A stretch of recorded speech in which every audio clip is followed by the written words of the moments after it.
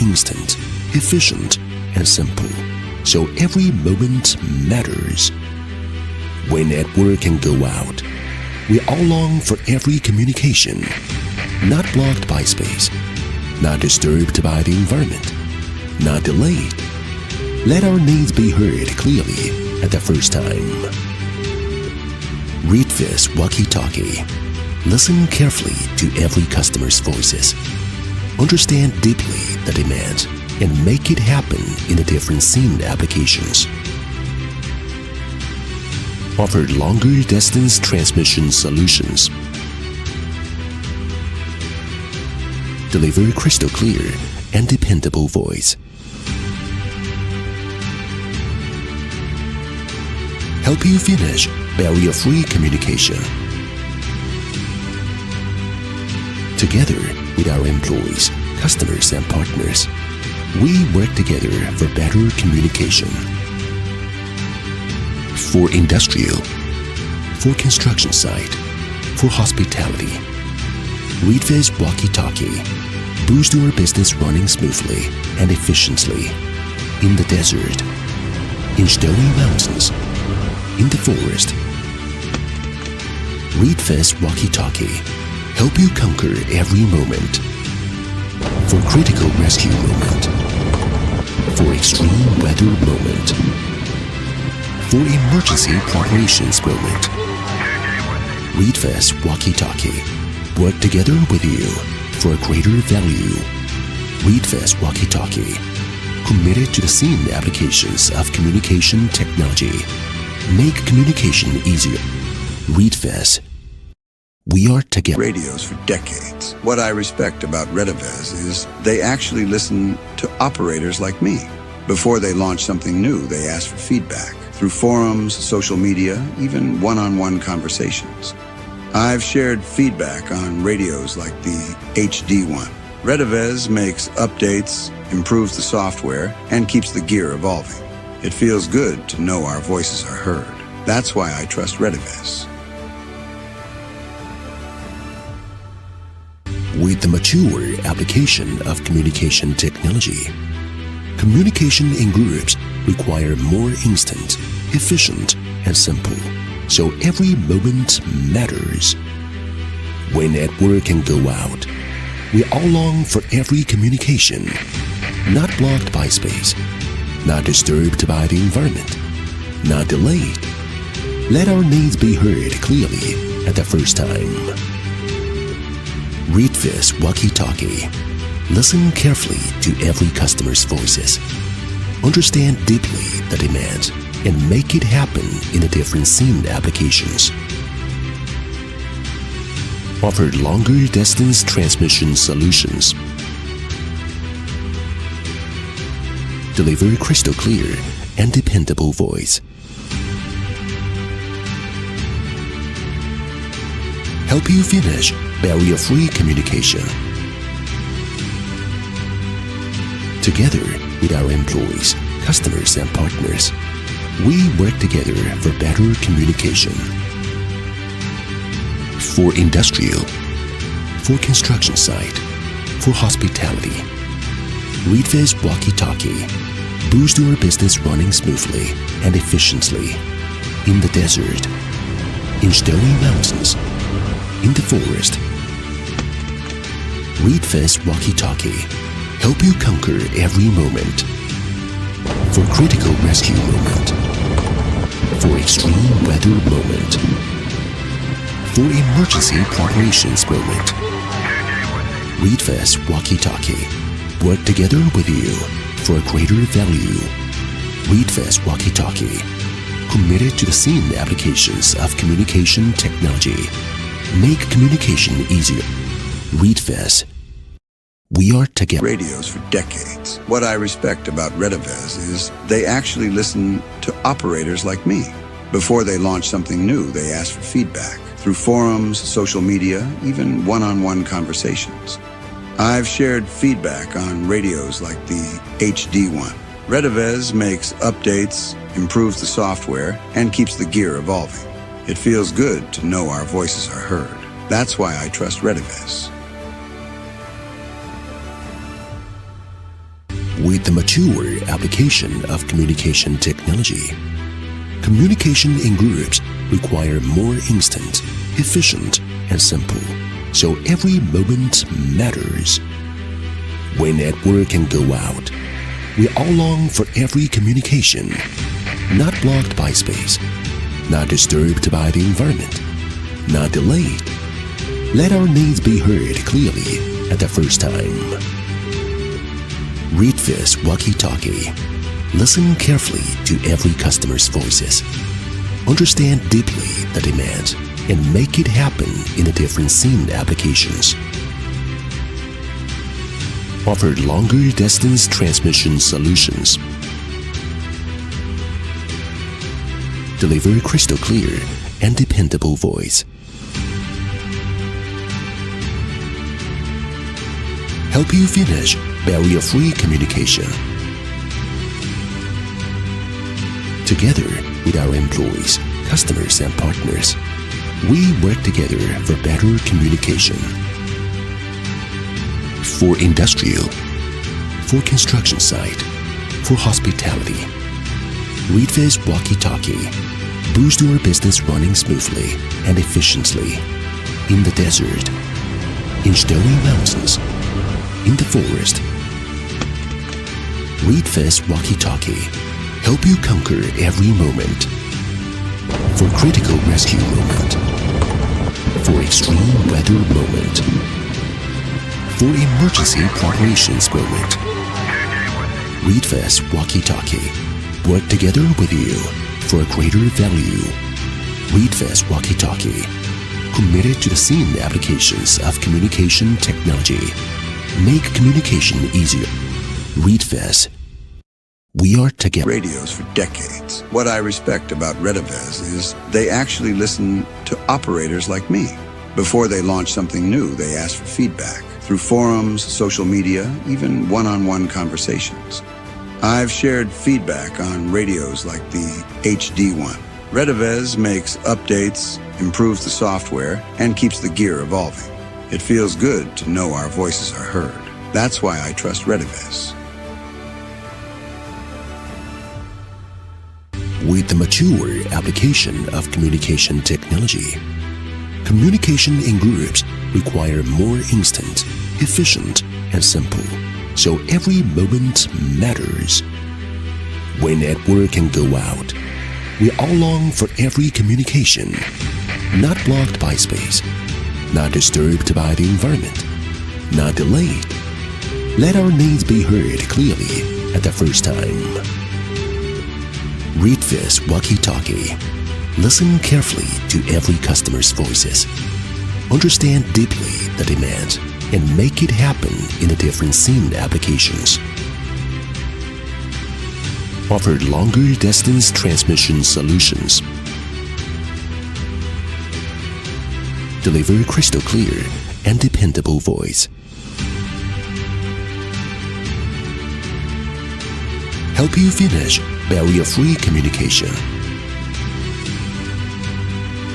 Together with our employees, customers, and partners, we work together for better communication.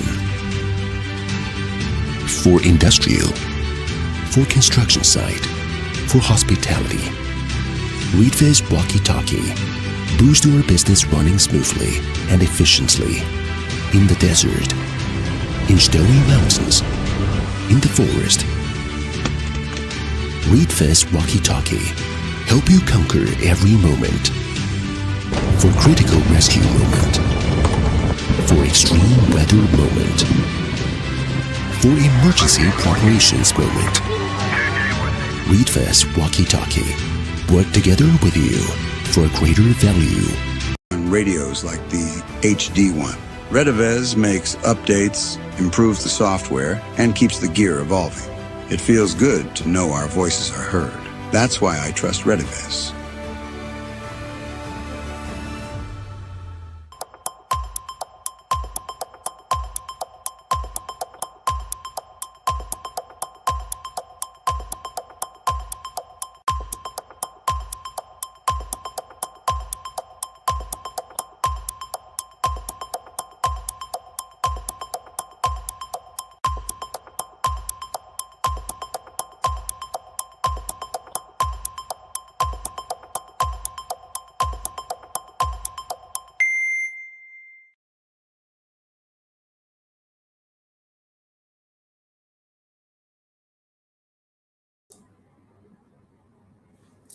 Hello, everyone. Hi. We're live now. Can you help me? Hi, we're live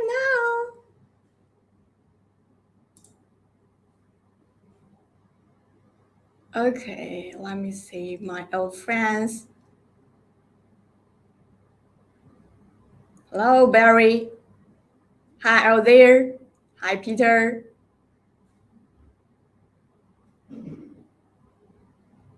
Hello.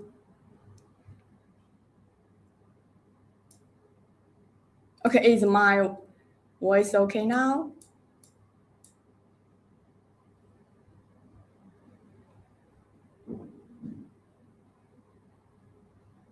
Yeah, my name's Julia. Oh, sorry, I forgot to tell my name. Sorry, so sorry about that.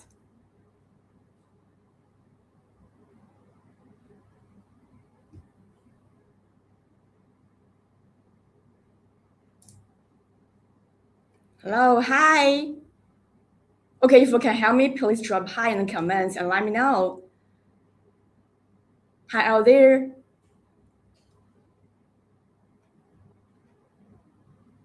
Oh, hi, Aaron.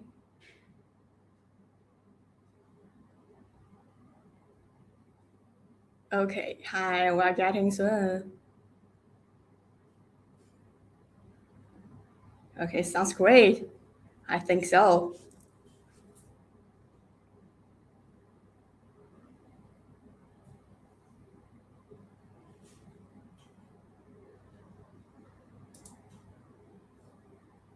Okay, hello everyone, welcome to RETEVIS AIlunce special screen. I'm your girlfriend Julia. Hi. Okay, I'm so happy to see many familiar faces here. I'm sure many of you have joined quite a few RETEVIS AIlunce stream before, but this is the first time you will experience something new like this. And today, we're not selling anything. We're only talking about a topic that matters most of to harms. And the person hosting the dream, it might not just be me, and it could be any one of you watching right now. Trust me, it's going to be exciting. And here are probably quite a few friends in stream who's never joined us before. So let me briefly introduce our brand first. Okay, RETEVIS was founded in 2010 and has been around for 15 years now. We have been deeply involved into a radio and we are well known across commercial, industrial, extreme dreams, outdoor, casual outdoor, and home communities. AIlunce is RETEVIS home product line, and our principle is being creators, not just consumers. Okay, I guess some of you guys know that is our principle, being creators, not just consumers. And we listen to our users' voice, keep innovating, and create harm products that our customers truly love. Whether it's RETEVIS or AIlunce, we always believe that together, and we start from real user scenarios and solve practical problems. And in the last 2 years, we have launched many popular products, RETEVIS AIlunce, HA1UV, HA1G, HA2. Here is HA2. It's our new model. And the RA89 series, I'm sure you're all familiar with them because many of our friends have already bought and used them. Okay, to thanks all our friends, your support and recognition of brand and products. We'll launch the Ham Still Hot Global KOC Connection program this year.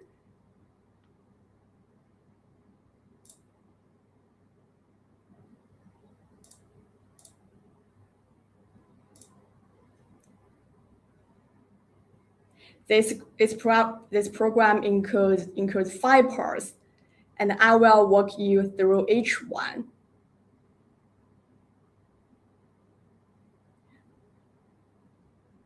Okay, starting from customers have always been our company's principle. Co-creating with customers is also basic policy we have always followed.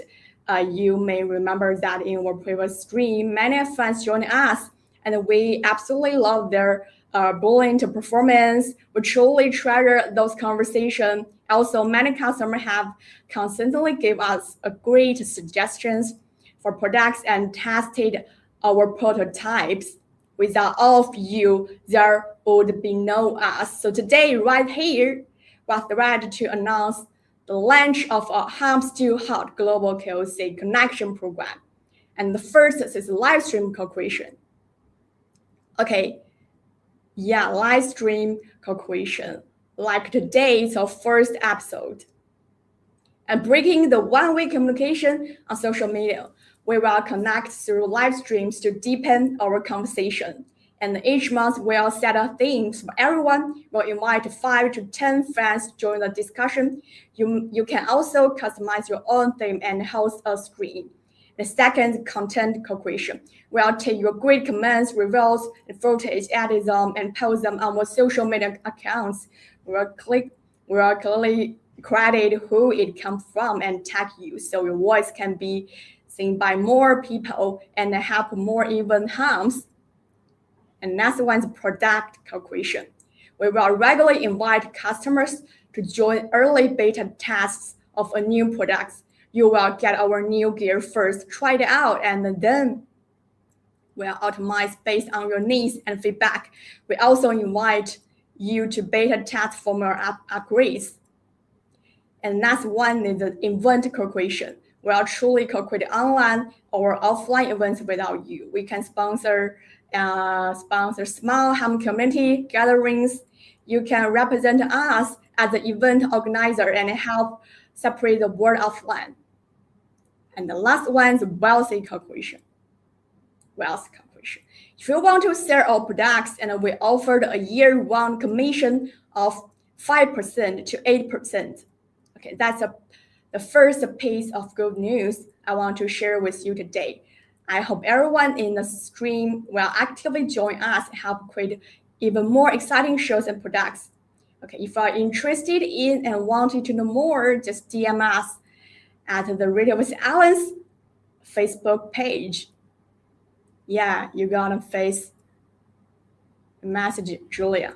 That's our global KOC connection program. And today marks beginning of our very first live stream co-creation episode.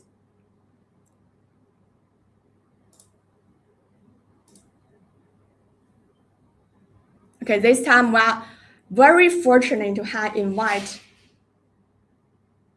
7 friends. I gonna invite them now. Wait a second.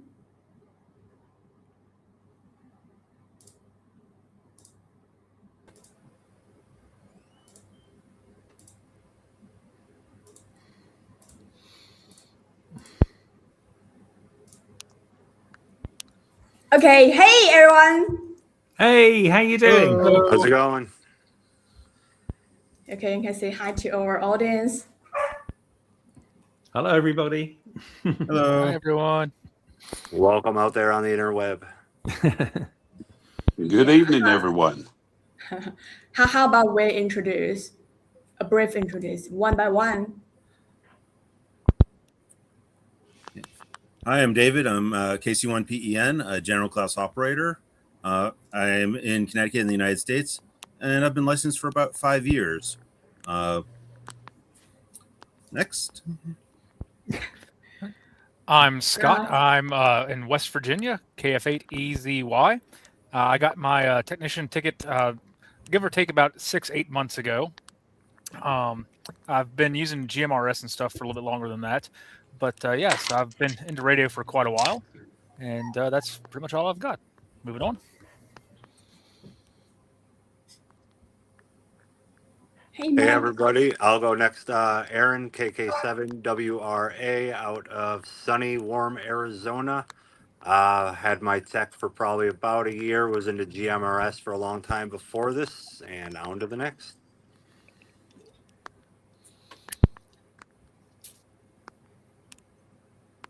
Scott Weber.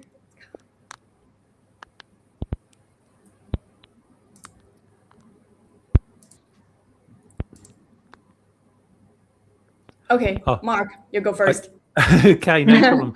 Hi, everyone. My name is Mark. My call sign is G3MRK. I've got a Class A license, and I've been licensed since 1990, I think. So yeah, a bit of a veteran to ham radio. I started off on CB radio and shortwave listening, and progressed to ham radio, and absolutely love it.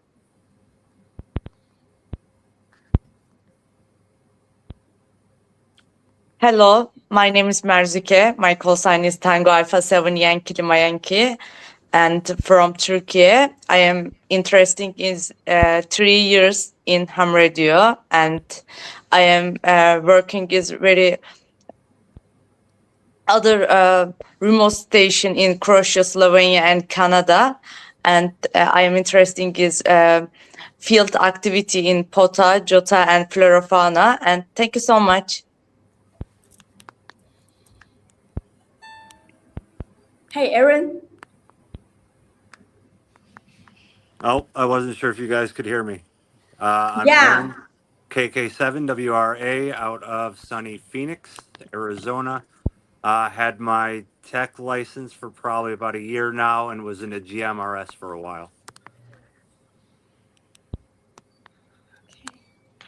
Scott Weaver. Can you help me? Okay, it's okay. I gotta introduce the Scott Weaver. He is our old friends. I guess many of you have seen and know him before, and he joined our joined face group, like AIlunce and survivor group, and he is very with a good heart, is helpful and help others to solve some of their issues. Okay, I gotta. Hey, welcome back. Hey, Julia. For some reason, I could hear some of the participants, but not you or a couple of the others. So had to It's jump okay. out and back in real quick. Just a short introduction yourself. Hey, my name's Scott. I'm in North Carolina in the United States. Whiskey 4 Echo Victor, W4EV. Been a ham for 22 years as of this week. Enjoy many modes within the hobby. Mobile, base, so on. Also GMRS user, and I'll kind of touch on that as we get into the discussion, but glad to be here this evening. Great. And today, I also invite Scott Portfeld be our co-host. Yeah. Okay, Thank you, Julia. Yeah, so we're gonna move you guys. Just left me and Scott.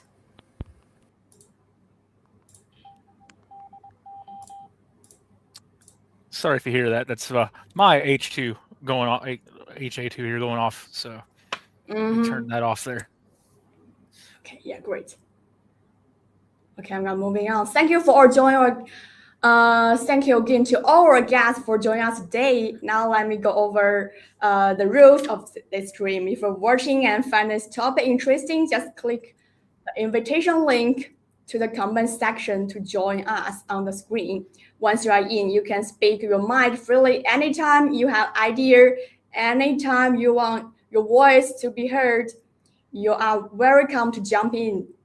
And let me also emphasize our stream's rules will respect your openings. As long as you don't touch politics, don't spam ads for computers, don't attack anyone personally, we warmly welcome you. Also, please share the stream link to your Facebook page and send to friends and post your favorite group so more people can see and hear what we're talking. We're always welcome. Okay, now we'll dive into our today's topic.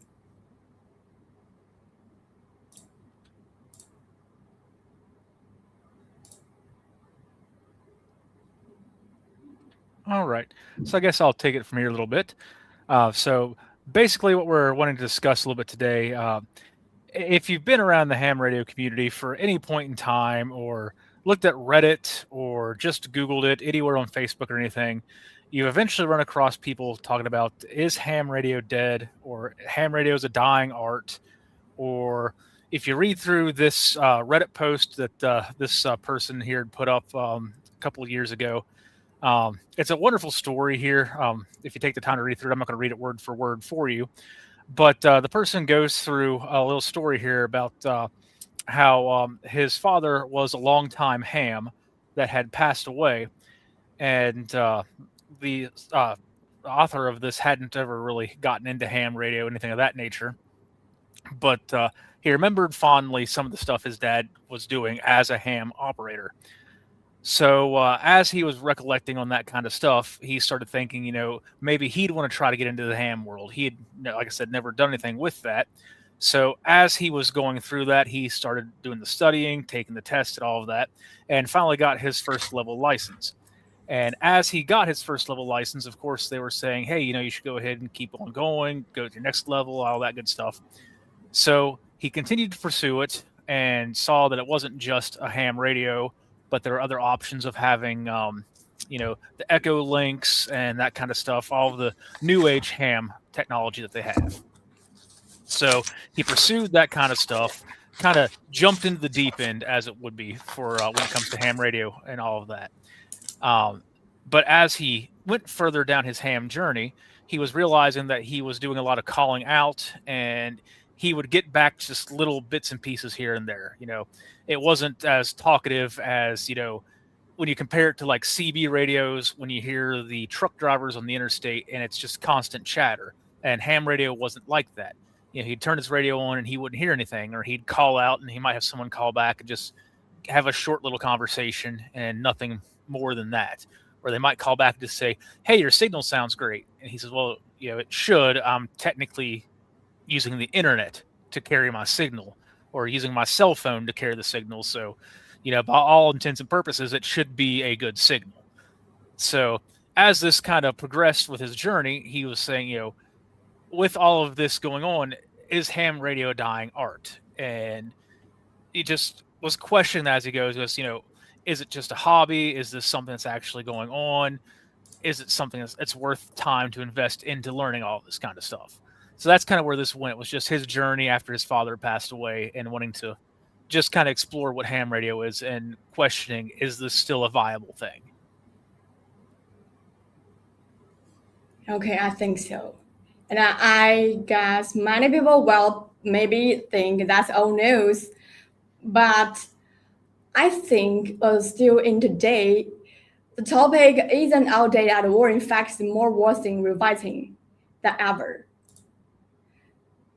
Yeah, I agree. So, I actually just had this conversation today on my ham radio.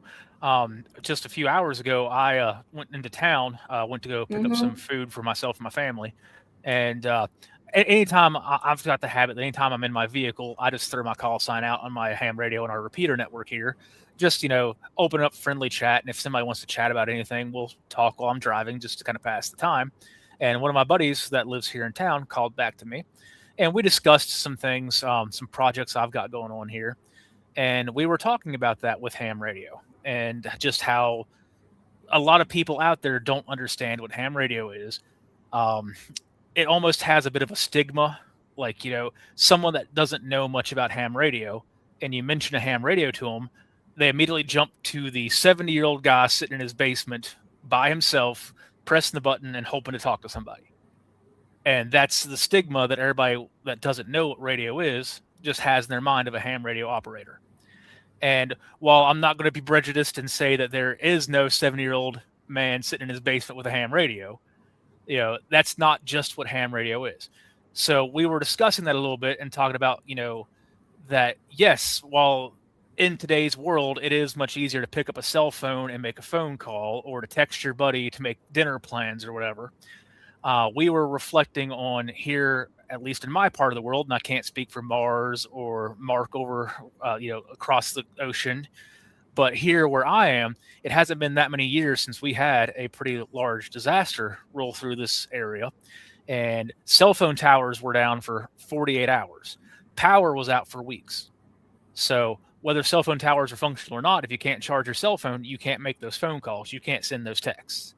And the only thing that people had for any type of communication was ham radios and GMRS radios.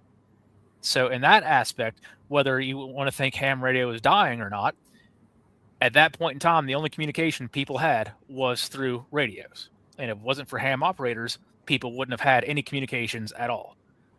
So whether or not you want to consider a dying art or not, it's still, to me, an art that's alive and well. And that's what led me to getting my eventual technician license that I have now.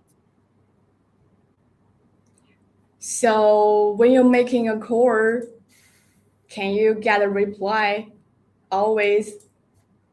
Where I am, unless it's like 3 o'clock in the morning, if I call out and I have a question, usually I will get a call back. It's almost guaranteed for where I am.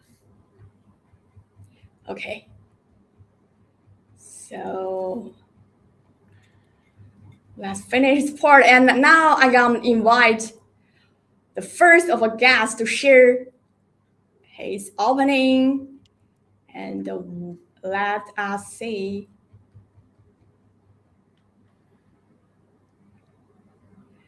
Scott Weaver, are ready? Hey, Scott. Julia. Hey, Yeah. Julia. Hey, Scott. Glad to be here with y'all co-hosting tonight. Building a little bit on what Scott said and putting my own take on things here. It's really kind of interesting, when you look at the numbers. I'm not going to bore everyone with a bunch of numbers tonight, but you look in 2000, shortly before I was licensed, there were 655,000 ham operators worldwide. And that's grown by about 16% to about 780,000 in 2025.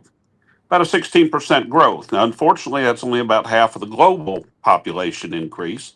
So you can argue we're losing ground, but I'd challenge that. I really would challenge that. When I think using this analogy is going to kind of paint a picture. When I was a kid, I'm 58. When I was a kid and I watched TV in the evenings at home, there were maybe 3, 4 stations, depending on how the weather was cooperating, that I had to watch. So if I went to school the next day and talked to my friends, hey, did you watch this show last night? There's probably a 1 in 3, 1 in 4 chance that they did also if they had the TV on. Nowadays, I can go in and say, hey, did y'all watch this last night? We've got more networks, we've got streaming services, people have cable, satellite, and all that. So that probability that we watch the same show is much less. What does this have to do with ham radio? I'm looking at it, we've got an increase in numbers of operators. That's a good thing. We also have, as technology's evolved, more opportunities than ever. When you look at the folks that pioneered the hobby, they had CW first, of course, sideband, phone on sideband, FM and AM as things progressed. And nowadays we're blessed with the technology. We've got D-Star, DMR, Fusion, FT8, RIDI, PSK31, on and on, even slow scan or fast scan TV. So we've got more out there than ever. That's the equivalent to the plethora of TV channels. And I think that's what makes it a little harder sometimes to find someone to talk to. The bands appear more vacant, but people are scattered out, but they can also go into whatever their personal interest is and delve as deep into that as they want, or just scrape the surface. So I think one of the keys there, as Scott mentioned, you get in your vehicle, throw your call out. You pick up the HT, throw your call out. But don't forget to explore the other advances and additional modes that are out there. There's more users than ever, or more licensed operators than ever, but it's really easy to lose sight of the fact if I don't get an answer on that 2-meter repeater like I did 20 years ago when I was licensed, that doesn't mean the people aren't out there. Switch on my DMR radio, grab that RT3S, pick it up, and go out there and on one of the local talk groups or one of the talk groups I know is busy and find someone there. If that doesn't work, when I get home from my drive, fire up the HF rig. Go scouting on there for some activity. People are doing the POTA and summits activations. There's a lot of activity there. But the one other thing I'll mention here, I think Scott touched on it, and it's very relevant in my part of the United States. We've had some natural disasters come through, and that caused a great interest in both GMRS and ham operations. And, I can look at it in my personal case. My daughter always kind of tolerated this hobby of mine. But following a natural disaster in the area about a year and a half ago, power was out for a week, cell service was down for multiple days. She's like, Dad, how'd you stay in touch with him? I said, Sweetie, my radios. I said, I was not bored and people knew I was well. And guess who went and got their GMRS license and is considered a ham license? My daughter and her family. So we'll see where it goes. But one of the other things that was also great out of that is a lady that encouraged community participation with GMRS as a quick way into radio, has also brought a lot of youth into the ham radio and GMRS radio folds. Runs a full youth net that is packed with people willing to talk to those kids weekly basis here. And we've got some 7 and 8-year-old net operators that can hold their own against the well-seasoned veterans. My thoughts on it, I think the hobby's anything but dying. It's just evolving, and we need to evolve with it.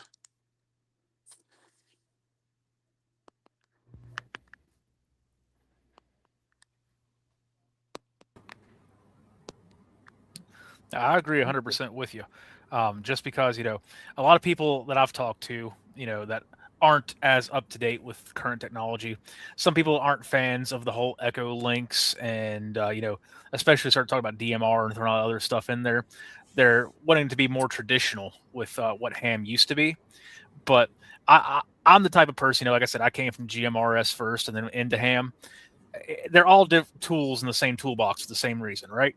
It's just whatever application you've got, you might have a different tool for it. And that's why I like my GMRS, because, I've got my ham license that works for me. I can reach out my repeater network, and I can actually probably talk to you on the repeater network that we have down in North Carolina with Right. the Appalachian repeater network. And I think that's fantastic. But when I go out to my family property during hunting season with my family, none of them are licensed for anything. With my GMRS license, I can pass out a HT to everybody, and everybody's covered. Exactly. So it's one of those things that I think, as technology progresses with, like I said, DMR, Echo Link, all that stuff, it's just one of those things that we need to embrace it, use it when you need it, but keep a hold of, the old traditions with just your standard HT or an old 2-meter rig in your vehicle, and have that, because, no matter what, 2 meters isn't going anywhere, and 2 meters is tried and true. So keep an old dual band sitting in your vehicle, in your Radio Shack, wherever you got, and have that ready to go, because that's one of those things that no matter what, it's always going to have a place on the shelf, and it's always going to work. Exactly. Agreed. And that's it. I think the newer technologies are a way to get new blood into the hobby. And then that allows the opportunity for them to learn the history where it came from. I'll even mention, there's been a huge drive in GMRS, and I've heard a lot of people see a lot of activity online and even decide to try it myself because it's new and I didn't want to get left behind. The POC radios. Technically a radio. No, it's not RF in the conventional sense, push to talk over cellular. But you know what? It's a hook. It gets someone interested. Maybe they progress to GMRS being the next easy step, or PMR if you're overseas. And next thing you know, that person's like, hey, this is really cool. But if the cell towers go down, this won't work. What can I do to get out? And like you say, next thing you know, they're learning about simplex. They're learning about HF. The progression. Sometimes you got to progress by moving backwards to the basics. And I look at it, this new technology gets someone new into the hobby. There's plenty of opportunity to keep it alive and keep it interesting. Exactly. And, back to the DMR thing, I've chatted with Julia over in China with the DMR radio. Right. And just, Yeah. And that's one of those things that you just have to have a basic ham license to be able to get on DMR. So, you can show your buddy, hey, I can talk to someone in China sitting anywhere with this as long as I've got an internet connection. But then you tell them, but there's a way you can do that with no internet connection. You just have to have the right setup for it, and it's then just using a standard radio, and you have the right setup and the right antenna, and you could just bounce your signal all the way across the other side of the world. And then Exactly. that gets people thinking, so you can do this without the internet. So that gets the gears turning in their brain, and they realize, this is kind of cool that you can take this older technology that's been around since, honestly, back in the early 1900s, when they started working in all this radio stuff. And they say, so you can do that without the internet. And like you said, that gets the interest there. And then it turns into well, I can do it, you can't. So that might get some new blood into looking into stuff. So yeah, I'm with you 100%. Exactly. Yeah. Okay. Sorry to interrupt. I might have a stupid question. May I? Certainly, go ahead. Go ahead. You're the host. Yeah. You're amongst friends, Yes. Julia. Ask anything. Yeah. Yes, Scott Weaver just said when the radio's licensed, that doesn't mean nobody here. They just don't reply to you. Why? Why they don't reply to me? Boy, I guess Maybe either of they're us just could run with that. active. You go ahead. I was going to say, I think it's just a matter of the timing, but it's a matter of being persistent. I actually gave my brother an HT for Christmas. Now he lives a couple hours away from me, but we do have a couple repeaters we could hit in common. He is not licensed, but I encouraged him to listen. And I think one of the challenges there, even though he's almost my age, of course, being my brother, our world has evolved. And again, here we go. We got to stay up with times. But our world has evolved to a lot more of the instant gratification. That's not a bad thing. It's nice, going back to my analogy with TV channels. You can watch anything, anytime that strikes your interest. But it's not always that way when you turn the radio on. There are, as Scott mentioned there, I'm blessed living in the area where I do, even though I'm kind of remote. I have a lot of repeaters in a couple large cities near me that, regardless of time of day or night, I can usually find someone on a repeater, even if it's not viable to use HF. So driving home from work after midnight, I can usually find a conversation. But again, I can't speak for locally there, but I think a challenge my brother has faced that may be a parallel with yours. He'll turn on the radio at 2 p.m. when he's kind of between doing some other things. 2 p.m. is not a good time to be on the radio typically. Right. You kind of get a dead spot there between people that may be on there during lunch or getting ready to go in on an afternoon shift, but no one's coming home yet. So, and then as I mentioned, Julia, what were you on? Was that on DMR? I think you just like me. I got someone, they are just into listening. They don't want to speak. It's just like me. Okay, yeah. Yeah, I'm into listening. And that's one of the things too that I think Scott touched on, and I'll touch on. Don't be afraid to pick up the mic and call out. For anyone that's licensed, pick up the mic and call out. I would really love to be able to see how many people are listening out there. Yeah. Even if only one answers, I'd put money on it. Some of these repeaters around here, there's 30 listening, but only one keyed up to answer. And that's just something you got to break that ice. And the more you get the roundtable conversations going, the more people will chime in. Yeah, that makes sense. So we encourage everybody, just pick a radio and make a call, because if you are like me, if I insist calling and make a call and nobody answer me, I'm gonna fall down. So I don't want to insist. I don't want to get into radio. I don't want deep into radio. So let's get started today. Just pick up a radio. Yeah, and that's what I started doing when I first got my license. I didn't know what I was doing on ham radio. I'd seen and I'd heard people listening a little bit when I had my GMRS radios. I'd tune to a ham frequency here and there and just listen a little bit. But I just started by picking up my HT or my mic in my Jeep and just saying, KF8 EZY monitoring, and just leave it at that. And wait for someone else to call back to me and say, hey, never heard you on the airways before. I got your call sign. Where you're from, what's your QTH. And your radio sounds good. Where the repeaters here, where are you hitting it from? That kind of stuff. And just little bits turn into long conversations. And eventually, I've got 4 or 5 people I talk to here. There's actually an older gentleman that lives down in the southern part of the state that he lives by himself. It's just him and his dog. I think he said he's 85 years old, if I remember right. And he just picks up his radio occasionally to call out just to talk to people. That's the only outside contact he has. So everybody knows his call sign. Everybody knows his name. And when you hear him call out, people just chat with him for a little bit. And as we're going about our day, he'll sit there on the radio all day long and just open conversation with whoever's in there to talk to him for a few minutes. So that's all it is. Don't afraid to take the first step. Yeah. Okay, I'm gonna encourage me today to take the first step. Yeah, just do it. Throw your call sign out there, you're listening, and see what happens. Mm-hmm. Okay, now thanks for sharing, Scott Weaver. Certainly. Glad to be here. We'll let the other guests speak their mind. I'm really enjoying this format, Julia. Thank you for putting this together, and the folks there at RETEVIS and AIlunce. I love this format. I'll go ahead and turn it back to y'all. Okay. Thank you, Scott. Thank you. Thank you. So next is Mike. Mike, are you ready? Hold on. Oh, wait. Where's Mike? Hey, Mike. Are you there? Can you hear me? Sorry, something wrong with your... I cannot hear you. I cannot hear you. Sorry, just...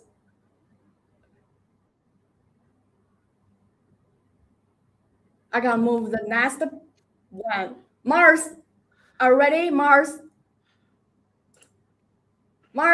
There we go. Yes. Yeah. So sorry, something wrong with Mike's microphone. Yeah, so no problem. I will let you first. Okay, no problem. Might be working now. I'm not sure. Oh, there we go. We got your mic. There we go. Had to get No off the headphone mic. There we go. Yeah, most of the stuff you guys. I've been on amateur radio for close to 40 years, and was a club member for 35 of that. I didn't rejoin last year. You guys are really lucky that you have that. You pick up the microphone and somebody's there. We have lots of repeaters in my area. There's 4 repeaters that I can bring up on a handheld, actually 5, but they don't use them anymore. They do a Saturday check-in, this sort of thing. I was way back when we had Packet, APRS, IRLP, Echolink, and just last 2 years ago, I got back in, well, not back in, but into All-Star. And that's where I'm having the most fun. And now you can buy a really inexpensive radio. I mean, back when I was playing around, I mean, they were $400 or $500 for a handheld, $1,000 for a mobile, which I still have all those. But my local group doesn't, why are you doing that? Why have you got so many nodes? And interesting, you mentioned DMR. I had to reach out to a guy in Germany to actually help me set up my DMR radio. Nobody around here was really into it much or interested in helping you.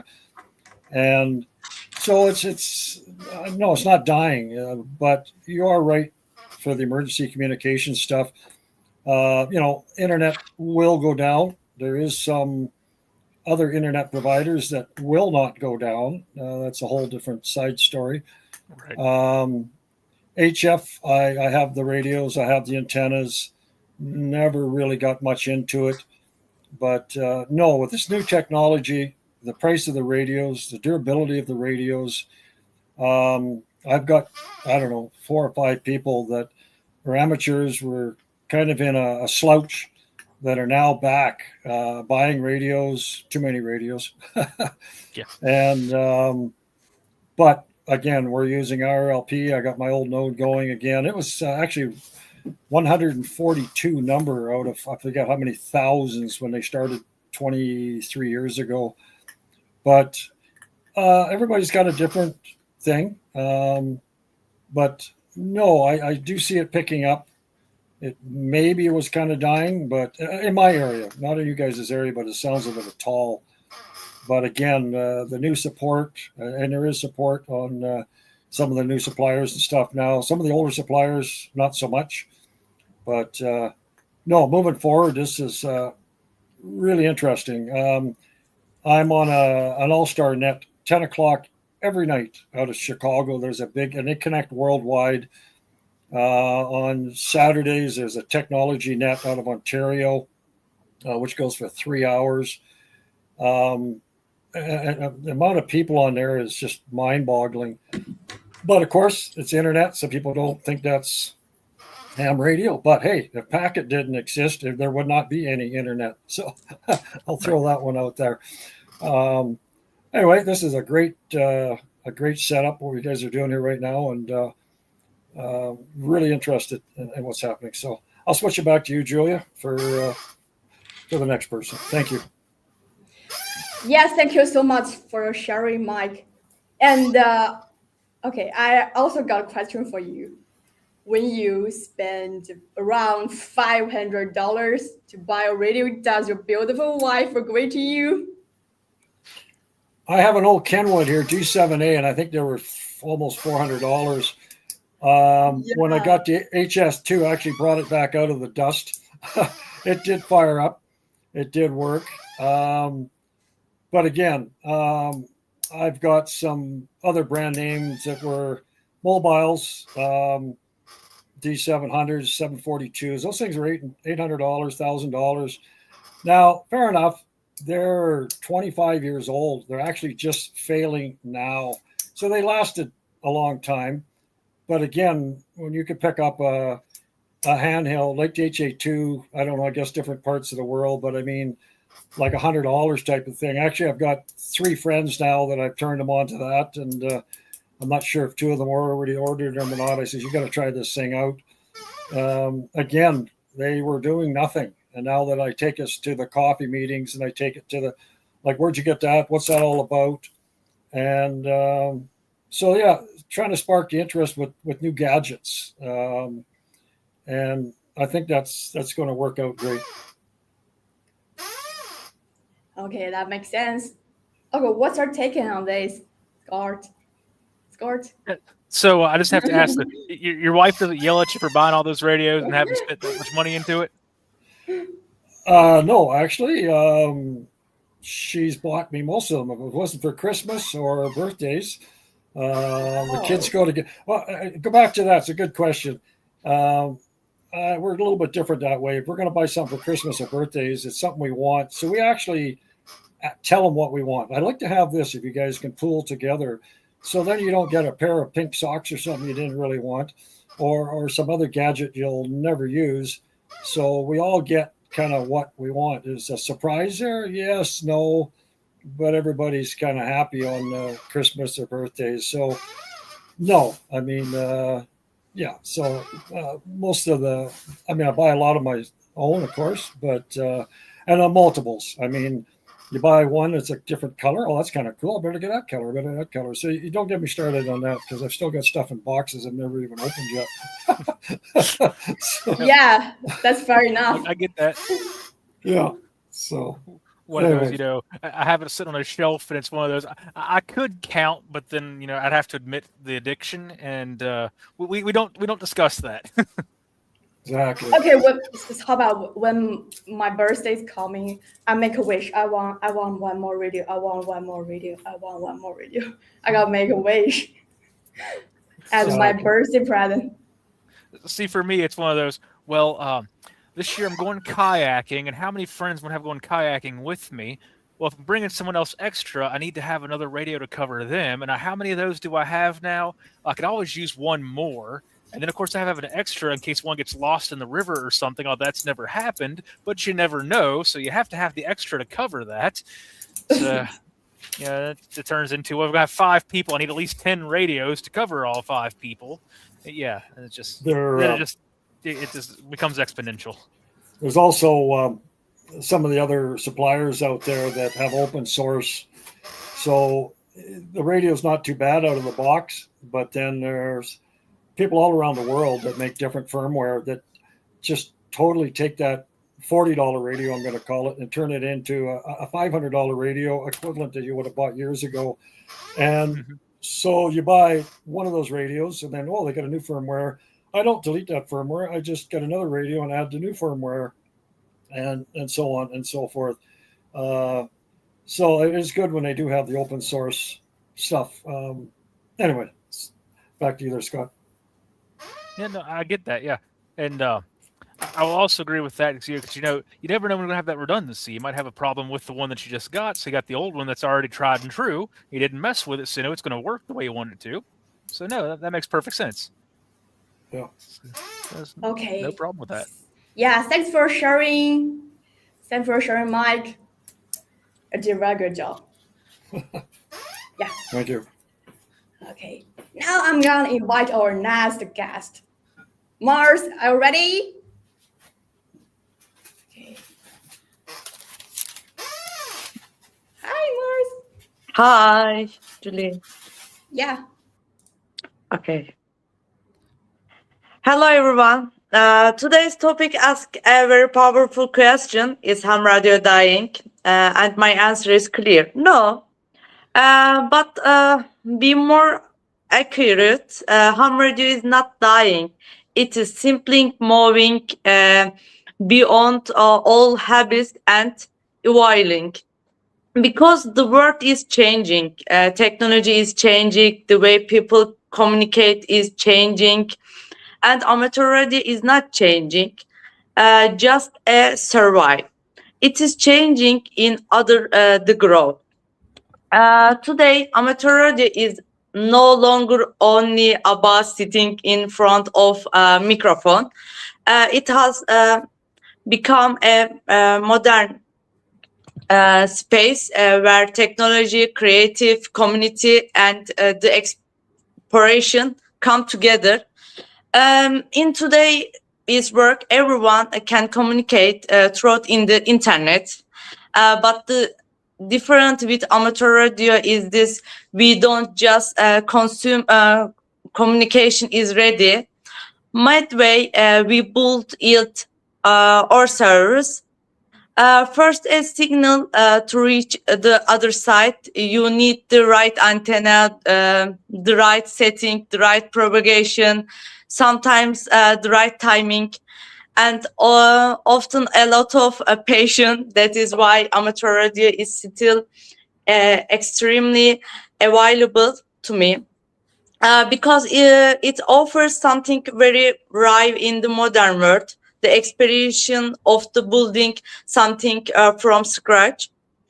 And for me, and of the most critical parts of amateur radio future is remote station, digital models, and new technologies. Some people see this development as something that could harm the spirit of the ham radio. But I believe the opposite. These technologies do not weaken a ham radio. They give it a new dimension. Today, an amateur radio can experience station and in the different country, join contests more easy, abroad propagation differences, and learn new system. Even people who do not have access to strong equipment or antennas can still be active. And I think this is the most important point. The new generation is growing up with technology, SDR, software, digital modes, and online system are nurtured for them. If amateur radio does not adapt to this work, it will be not die. It will simply become invisible. And that is why remote system and digital technologies are not a threat to a ham radio. They are huge opportunity. This is not just making things easier. This is evolution. On the other hand, field activity, POTA, JOTA, SOTA, and flora fauna, in my opinion, the most alive and excited side of ham radio, because you are not just making QSO, you are building your antenna, you adapt to nurture, and you solve problems on the spot, and everything is your control. These activities turn amateur radio from hobby into real experience. And I believe they have a very important effect. They make amateur radio much more attractive to people other side the hobby. Imagine someone in the park is soar around by nature, smiling and enjoy QSOs with the radio. Anyone who sees that will be immediately wonder what is the person doing, who are they talking, and how is this possible. That created is the best promotion ham radio can ever have. People are not only interested in technology, they are interested in story. And your project is like YOTA, and international event also shows something very clear. The new generation is already here, but they don't want to only talk. They want to create building teams and develop a project. Amateur radio offers the perfect space for that, because here you can learn, improve, and become part of the real community. And I truly believe the future of a ham radio will not be building only by technology. It will be built my community culture. Yes, today everyone has a phone in their pocket, but the ham radio is not just an alternative communication method. It also gives people important skills: technical thinking, problem solving, patience, discipline, and staying calm under pressure. That is why amateur radio is not a hobby of the past. It is a skill for the future. So, answer the question again. Is ham radio dying? No, ham radio is not dying. It is simply becoming something bigger by adapting to the change work. Remote system, digital mode, field activity, while project and your project. All this proof that amateur radio is still live. Thank you so much for listening. Thank you. Thank you. No, you're 100% right. You know, I honestly, I don't think that ham radio is dying at all. I think it's just. I love ham radio. I agree. And I think you're right. I think it is one of those things that it will be supported by the community. It is something that has a lot of room to build with the community. Like so, for example, where I am, I don't know if you've ever played with this much, but the space station, they have ham radios on the space station, the International Space Station, and they do. Right now, they've had some issues with some of the radio that's up there, and unfortunately, you know, they can't just fly the radio back down here to have it worked on very easily. But they've been doing some upgrades, some work on that where they had some problems with it. But when it's all functional, they have a repeater on the space station, and it's just a little 2-meter repeater. But since it's direct line of sight just up there, and you can bounce across that, I've been able to make contacts halfway across the United States on just a little 5-watt handheld radio using that 2-meter repeater on that. So back to your thing of community. With that, they would used to do on 2 meters, which, like I said, they're doing some work on it. They would also do SSTV transmissions. Yeah, I am use it. So yeah, you're familiar with it. Yeah. So I would get those SSTV transmissions down, decode them with the app on my phone, and upload that to my Facebook. Well, a lot of people in my local community here were saying, "Oh, that's cool, but that's a picture of something from the space station. What is that?" Very cool. So then I start telling them, like, "Well, no, this is a picture that literally came from space over a ham radio signal to my phone. And they're saying, well, it's a picture from space that came over a radio wave. And I said, well, yeah, technically it was just a data transmission over a ham radio signal, but yeah. And I say, and this is not something you have to have a license for, because you're not actually transmitting. So if you just buy a little cheap $20 radio from Amazon or get something from RETEVIS or whatever, and you tune to the right frequency, when they do these and it flies overhead, you can do this. So all of a sudden, all these kids are saying, that's really cool that you can get a picture from space. And I said, yeah. So, whenever they do one of those transmissions, I would put in our Facebook group for the city, hey, this is what's going on.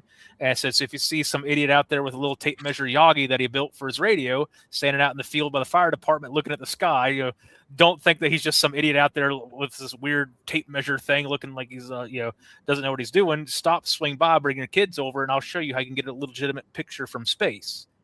Yeah. So a lot of people came by, looked at that, and they said, that's actually really cool. So I got a lot of kids interested in, how radios it's not just a walkie-talkie that you call your friends on and act stupid with. No, you actually get pictures. Yeah. So and very, very cool. And yeah, that kind of built a little community there. So yeah, it's kind of neat to see how that stuff grows.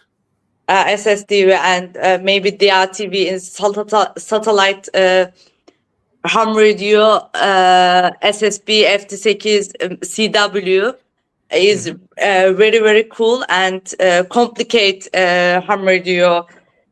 And I love in ham radio is 3 years I am interested is 3 years ham radio, and remote station is perfect, and DMR, Echolink, HF and BHF is very, very difficult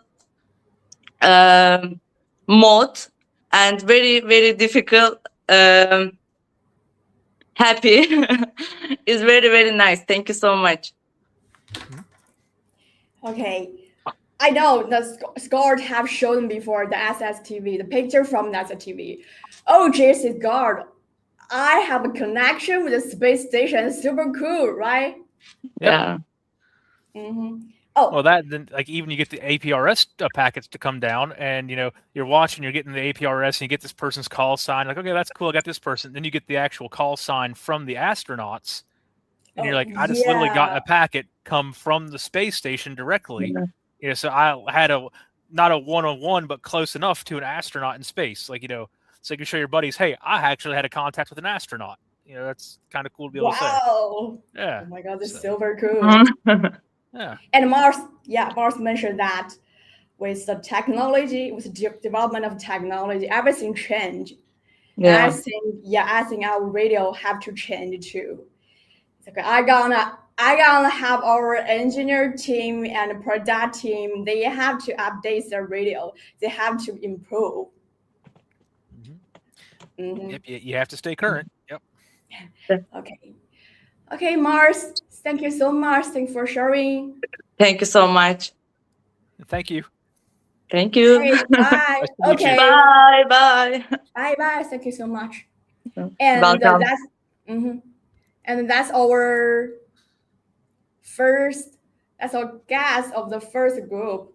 They have finished their speech. So let's have a 5 minutes break. 5 minutes break. Okay, guys, I gonna add you all on stage. Gary, Mike, Scores, Aaron. Hey, it's a five minutes break. Sounds good. Okay, 5 minutes. Let me take. Okay, everyone, our audience, do you have some questions? You can chat. You can put in the comments and interact with our guest today.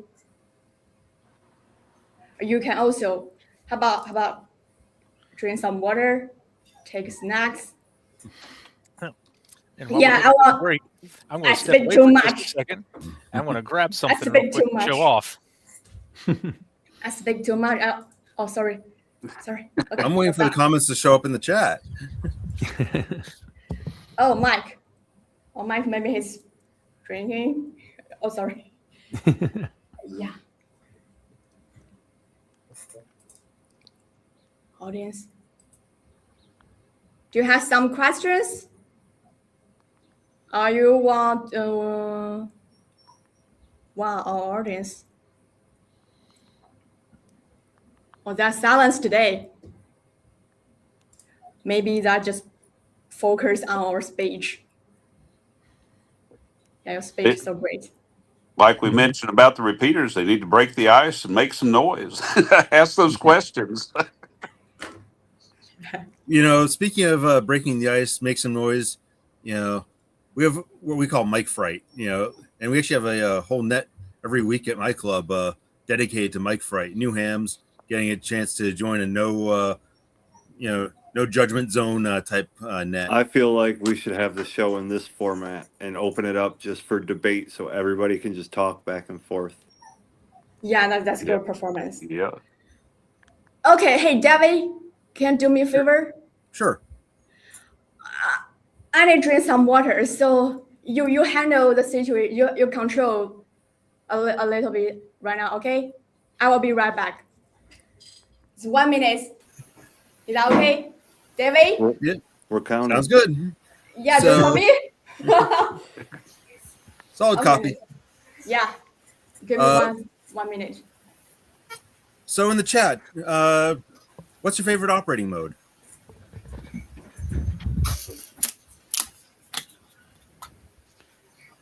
I see somebody wants to drink water.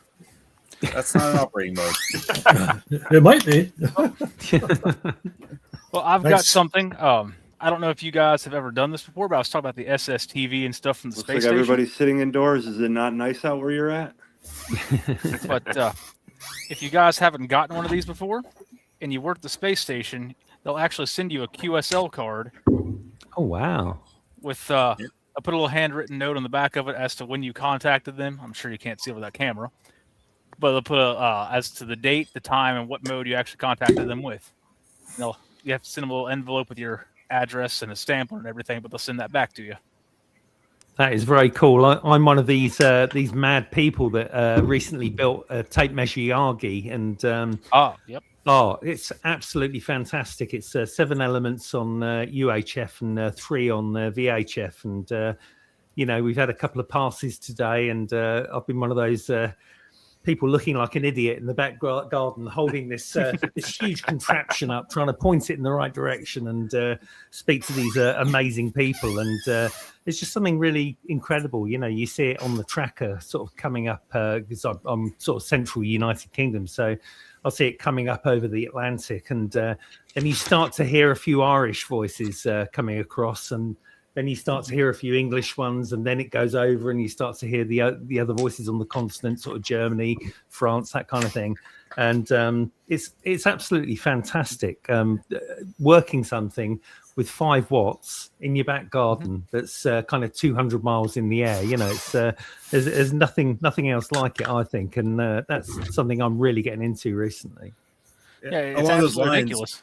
Yeah, I mean, along those lines, working HF 20 watts to get Australia on the other side of the world, with 20 watts in a wire, yeah, it's impressive what you can do.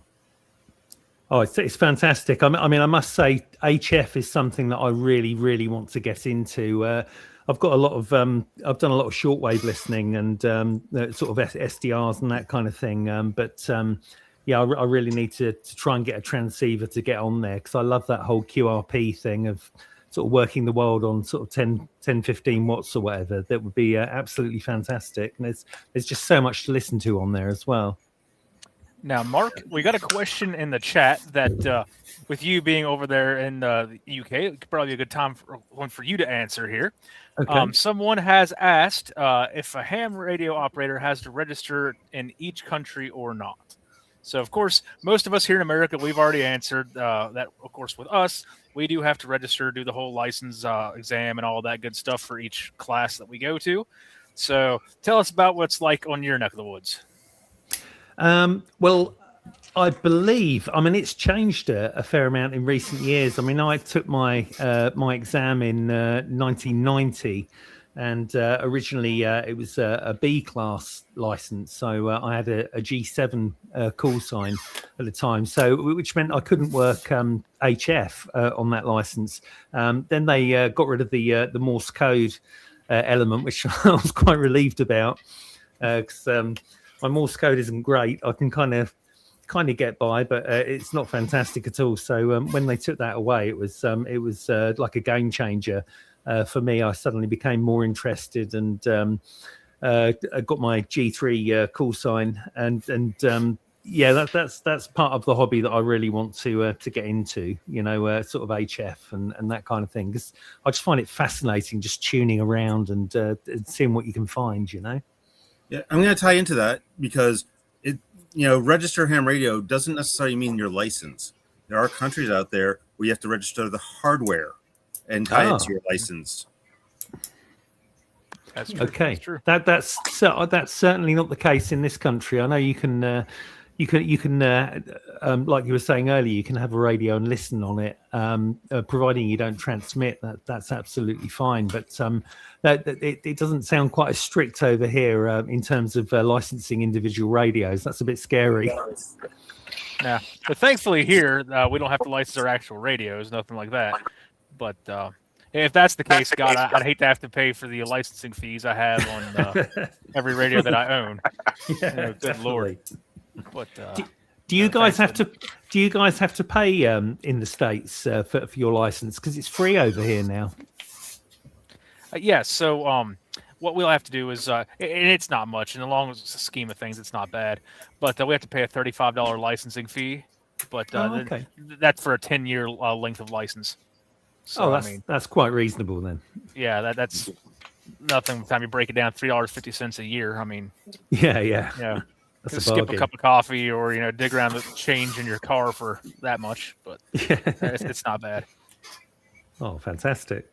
There's one for you, Scott. I don't know if you can see that. There's the ISS, one of them of the 5 repeaters with the doublers all installed in there. So anyway, listen to him quite a bit. He's been doing a little bit there too. Yeah. It's always fun. Just turn it on. If nothing else, if you don't even try to work it yourself, just let it fly over and hear what you can hear. And if anybody out there in the chat or anybody in the group here hasn't done it, it's kind of fun, because if you haven't learned your grid squares, that kind of stuff, just in the interest of time, people are throwing out grid squares because they're working at a mile a minute. If you sit there and try to write down a call sign, you're already 5 call signs behind. So people are just throwing out Cafe EZY EM99, and all you're really wanting to pay attention to is that EM99. And you can look up your grid square. Oh, that guy's all the way over here in Denver, Colorado. And, so it's pretty cool to hear that kind of stuff. Yeah. Okay, sorry. She's cracking the whip. We got back to our live stream now. So who is the next? Okay, Debbie, are you ready? Yeah. Yep. David's up. Okay.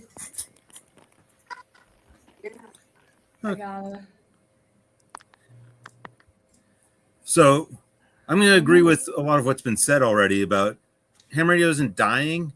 There's definitely a lot of transformation, and you can even see it over the last few years, just with all the different digital modes coming around. But at the same time, it may not be as healthy as it really seems with the number of licensees. There's a lot of people who got licensed during COVID, and a lot of those people don't talk. A lot of them don't get on the radio at all. But also, I'm part of a couple clubs. My primary local club is around 200 members. It's been holding steady. It's been growing strong, and we've been helping to get new clubs spun up around us. But there's also lots of clubs nearby that are merging or folding, and it kind of tells a little story that it's not necessarily as healthy as it should be.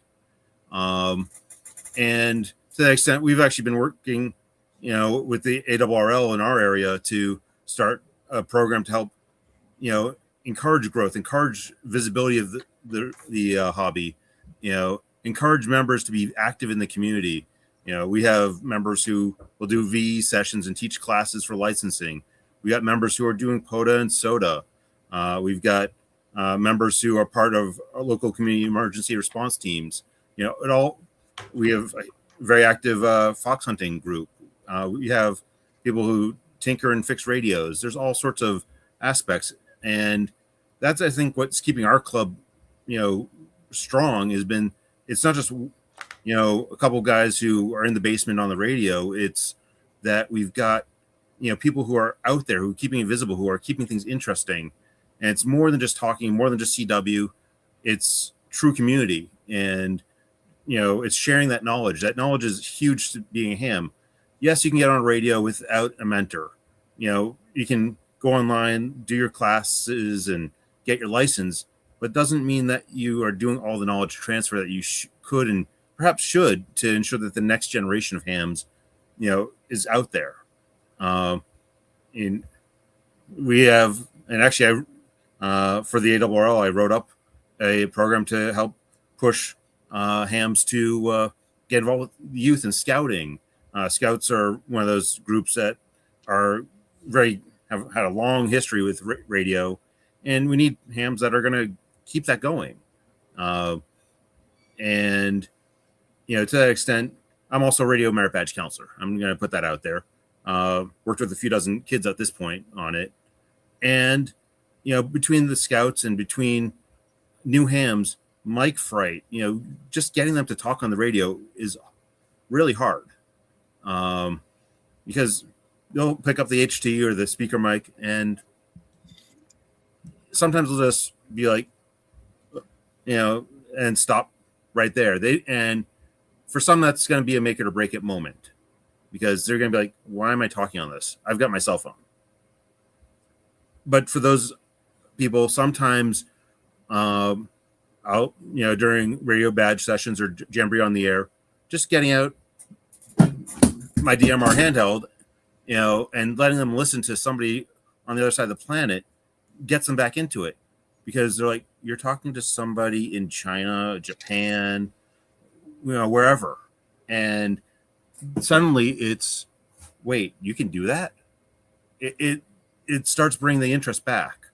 But, there's also a lot of those newer hams and scouts that I've dealt with, showing them WinLink and the ability to, in an internet down situation, grid down situation, be able to go with a Go box and write emails, bounce them off of a ham hundreds or thousands of miles away, and be able to get out those messages to say, hey, I'm okay.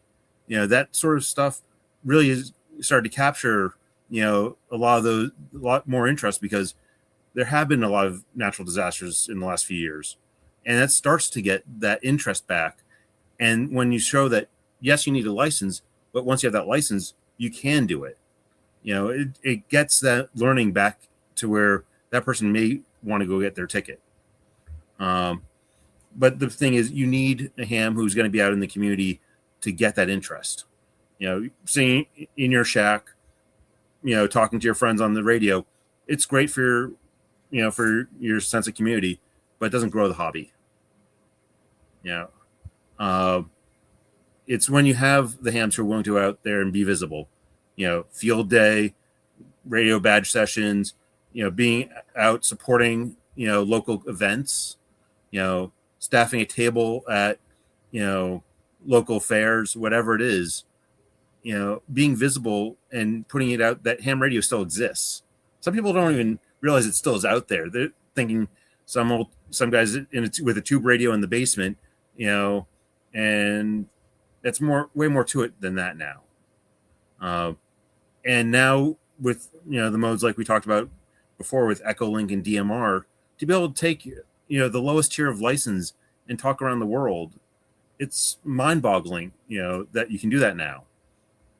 Yes, some people call it cheating ham radio because it is going across the internet or lots of other digital links. But you know what? It still is in the spirit of ham radio. It still is getting, you talking to somebody, still is getting that sense of community. And finding ways to keep it interesting, to keep members active in clubs and to keep members active in your area. In Connecticut, where I'm living, we have a pretty decent sized fox hunting group, and, people fox hunt every weekend, for much of the year. So that keeps people out and visible and interacting. We've got a lot of people trying to keep the hobby alive and well. But at the same time, there's also local clubs where nobody's active other than being in their shack and talking on the radio, and those clubs are dying.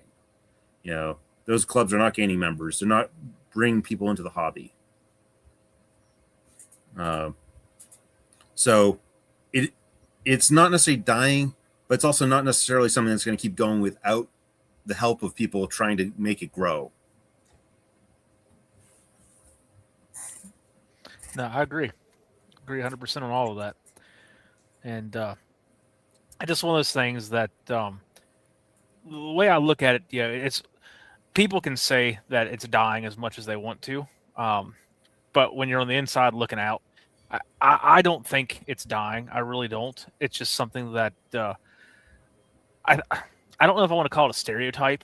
It's just something that people have gotten put in their mind, and like you said, in your area, you've got a club. Your main club's, what do you say, 200 members? About close that, yes. I don't know exactly how many members we have in this area, but as an example, back in late January, early February, we had a pretty nasty winter storm roll through here, and on our repeater system, we have an Aries net. The repeater system that we have covers not the entirety, but most of the state of West Virginia. There's a couple little pockets we're still working on, but pretty much if you pick up and key up, you can hit just about anywhere in the state of West Virginia. With that, we run Aries across the whole thing and Skywarn, just in case something like that were to happen. And the state of West Virginia knows that we do that. So they had asked us, hey, can you guys be at hand in case this winter storm gets a little worse than we're expecting? But can we have you guys on standby? Of course, we all said, whatever you need, let us know. We got the equipment, we got the towers, we'll do what we can to help you out. I don't remember the exact number of hams we had active during that, but over the course of 72 hours, we had obviously different net operators because nobody's going to do that for 72 hours straight and be sane afterwards. But we logged over 20,000 key ups over the course of 72 hours. Now, for a dying hobby, 20,000 key ups in 72 hours seems like a pretty significant number in my book. Absolutely. So okay, I got a question. Okay, what's your question? Sorry. Yeah, so David mentioned that community, the club. I do agree. The community is really important. They have to help each other to help growing the club, the member. And so when the event ends, when you finish the event, do you have some party? Do you have a beer party or barbecue party? We at times after events we'll have pizza, or every couple times a year we'll have a barbecue, or to bring the club members together. And times after an event like there's an event I'm supporting in June where our club helps run communications for a race, and we actually just had club members help out at a half marathon just last weekend. Was it last weekend?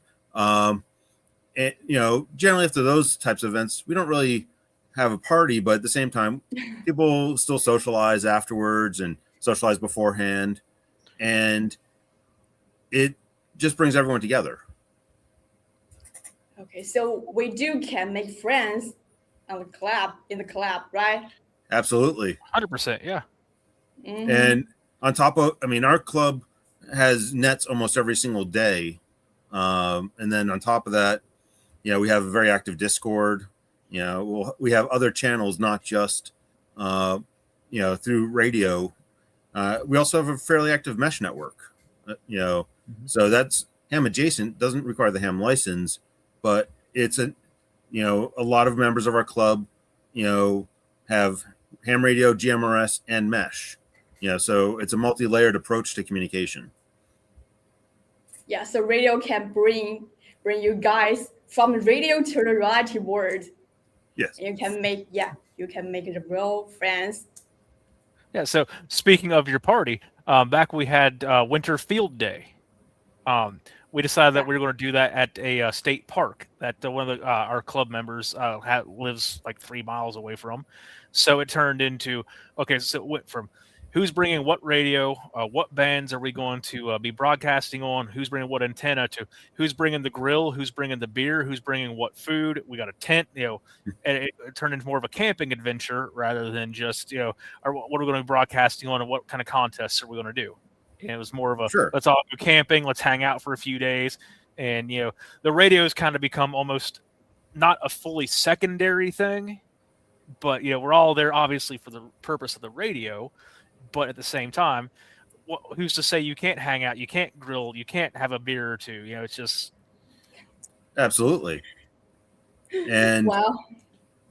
and bringing radios to events. I mean, as a scout leader, I've started bringing out a massive pack of FRS radios to scout events because, it's one of those things where even though it's not ham, I can hand out an FRS radio to every single person, coming until I run out of radios, which I have a lot of radios. And, it not only is it fun to get the kids interested in radio, it also gives us peace of mind, just like, right. When you have a natural disaster, because you go camping and there's bad cell coverage. And this way I know I can get a hold of them and say, come back to the campsite. Okay, just imagine that maybe I'm not that interesting in the radio knowledge, but when I join the club, I definitely enjoy the after party. 100%, yeah. We have people who every weekend we open up the clubhouse, and we'll have people who just show up to just socialize, not even get on the air. Yeah. They're just going to hang out with their friends. Yeah. Okay. David, and you mentioned that fox hunting. Yes. Just now. So maybe some of our audience don't know that. Could you introduce more? Fox hunting. Yeah. Yeah, sure. Fox hunting is a term for amateur radio direction finding. Basically, it is finding a hidden transmitter. Earlier, you heard talk of using a Yagi antenna to listen to the space station. We use Yagi antennas as well because they're directional to find hidden transmitters. And typically we'll have somebody place a transmitter, a beacon style transmitter somewhere, or act as a live fox and just periodically talk on their HT. And, what the goal is that you have somebody with that Yagi directional antenna going and triangulating that person or that transmitter. And we have two different formats that we tend to do in Connecticut. And one is a short format 90-minute hunt. You're told, here's the town it's going to be in, find the person. And then the other one is we'll have somebody put out a beacon fox, and you're told you have a week, try and find it. And it's going to be in this corner of the state. So, very different formats. One is when you find the fox, everyone kind of gathers and socializes afterwards. That's probably one of the more popular versions because you do have that social aspect again. But in both cases, it's a lot of fun because it's basically, using technology for hide and go seek. Lots of fun. You don't need a license to do it. You only need a license to be the person transmitting if you're transmitting on ham frequencies. But the bonus is for trying to get, the youth or people who aren't into ham yet, as part of it, is you can use an FRS radio as the transmitter or GMRS radio. You don't need a ham license yet to be the person acting as the fox. Yeah. Okay. So, Scott, do you have anything? No, he pretty well clearly covered what fox hunting is. It's a very simple thing, and it's another way to get people that are maybe don't know fully what it is. It's just another tool and tool bag for hams that it's similar to geocaching in a way. If anybody's ever done geocaching, and just you can set up a little, and it doesn't have to be anything big, just a little tiny. I know there's really small radios you can get your hands on these days, so really easy to hide. And like about the size of a film canister. Yeah, exactly. Yeah, and you can set that up and put it in a tree somewhere. Just a real small. I've actually hidden one in a treehouse before. Yeah, exactly. Not a treehouse, say a birdhouse. And I've actually gone fox hunting with my whole family in the truck. My wife will run. I've got a little mini log periodic antenna. She'll run that while I'm driving to help steer us a little bit better. I'll take the Yagi out for a better directional from in a parking lot. Sometimes my son will help out with it, and my daughter's a little too young to do it, but she enjoys being along for the ride and hanging out at the end. So it's just it's a real easy way to get people to realize, number one, that there's radio frequencies all around us we don't even see, you don't even know is out there, but just kind of show them the easy ways to find that and how that all works, and that you don't need anything, just for the basic, like you said, an FRS version of it. You don't need much at all to get into that. And I've literally done FRS with Girl Scouts before, where I've sent out a pair of scouts with one radio and to act as the fox and call out on the radio. We have a second FRS that the other scouts who are trying to find them use to say, hey, can you say something so I can find you? And then we just have another radio attached to the directional antenna. Yeah, and real simple. And a directional antenna you can build for pretty cheap if you know what you're doing. So, I mean, it's a pretty low in cost thing to get started, just as a demonstration for people. And then, of course, sky's the limit as far how in-depth of this you want to get into. So as far as the cost goes, I'm going to share what I've done for Scouts, since I've actually built a couple radio kits for the local Scout councils. And that is, it's about, you can do a Fox beacon for about $25 if you're licensed, because you can use firmware mods on certain radios, including the RA79, by the way, from RETEVIS. So that can be your Fox if you have a license for $25. Not the $100 Bionics or more expensive versions. You can use another $25 radio to hunt it. So that's $50 roughly. Well, I got a question. Sure. She's thinking. And by the way, the antenna, the tape measure Yagi, you can do for about $20 or less. Yeah. Yeah, hit Harbor Freight on a sale day. You can do it about half of that. Exactly. So for less than $100, you can get a setup going. Yeah.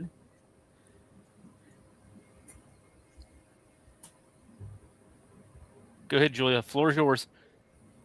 How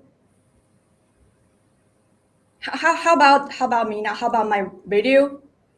Because I feel like I'm a little bit lagging now. Am I okay? Yep, you're fine. Yeah, on our end, you're good. Yeah, okay, that's great. Oh, yeah, here's a question. Does fox hunting is kind of like a way? I think you paused. There's the lag. Yep. Hold on. Am I back? Yes. Maybe. Still might have a little bit of lag there still. Yep.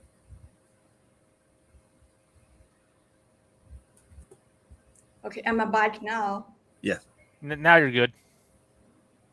Am I back now? Yes. Hello, can you hear me? Yes. Okay. I'm glad I'm back. Okay. So do I need to repeat my question? Please. I think so, yeah. Okay, my question is, the fox hunting, does it kind of like a way like the emergency rescue, the fox hunting? Yes, it's actually a great way to practice search and rescue, and because the thing is, first and foremost, if you're familiar with, avalanche beacons, which are used in snowy areas. Hey, Scores. No. Yes. Go ahead. So if you're familiar with the term avalanche beacon, they're used in snowy areas for people in the back country, skiing, snowboarding. Fox hunting works pretty much the same way, where, just like an avalanche beacon, it sends out a regular pulse, and then the person hunting it has a directional antenna. So it's very much the same sort of idea. It's also something that if you are a lost hiker in the backwoods and you have a radio, you can be found, and there are stories that pop up on, for example, the AIlunce's website every so often where somebody was lost, in the backcountry and they needed help and they got found because of direction finding. But also goes to law enforcement. Recently, there's a case in the U.S. where somebody set their HT up incorrectly and were interfering with local emergency frequencies. And the FCC located them through direction finding. Yep. Yeah, and the same thing can be done. Like that's one of the reasons I got into ham was where I go hunting. There is no cell phone service whatsoever, so I found that there's a ham repeater down that way, so I could actually call out. But at the same time, my family, some of them don't go down anywhere near where I'm at all. But I can put an APRS beacon on my radio and beacon out to with the GPS on the HA2 or other similar radios, and can actually beacon out almost a live exact location where I am on GPS, so that if something happened and I didn't show up back home when I was supposed to or something, they would have on the APRS.FI website a pretty accurate location as to where I last beaconed from. So at least have a pretty good idea, where I was, what was going on. And then, so it's similar to fox hunting. At least they would know an approximation of where I was and go from there. So, yeah, just little simple tricks like that. But I think Julia, she's been having some lag issues, and I think she's about ready to move on to the next guest here. So as long as she's able to click and move us on to the next person anyway. I hear some typing, so she must be able to do a little something over there. At least her audio is good. Yep. But David, we appreciate you. We'll have you back up here in a few moments once we head on out. We got a few more to get through here. So Julia, if you can hear me, let's go ahead and she's move on to the next one. And next up, we're going to have, it looks like Aaron. Aaron should be good to go.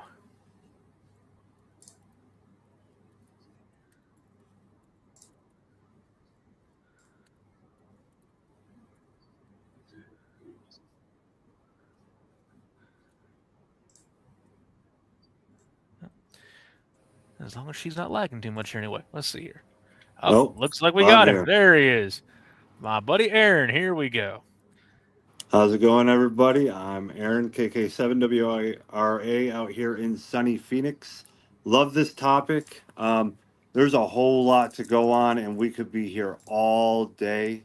So I'm just going to kind of stick to the briefs of it. Do I think it's dying? No. Do I think it's stagnant? Yes. I mean, Hey, people Aaron. are still... Oh, I hear you now. She speaks. Oh. And she freezes. All right. But yeah, where's Aaron? I'm here. Oh, Aaron? I'm back. Can you guys hear me? Yep, I've got you just fine. I don't know about her. Okay, but welcome back. Welcome. Can everybody hear me? I lost part of the audio. I can hear you. I can hear you just fine. You ever feel like you're in a seance and it's just, can you hear me now and all that good stuff?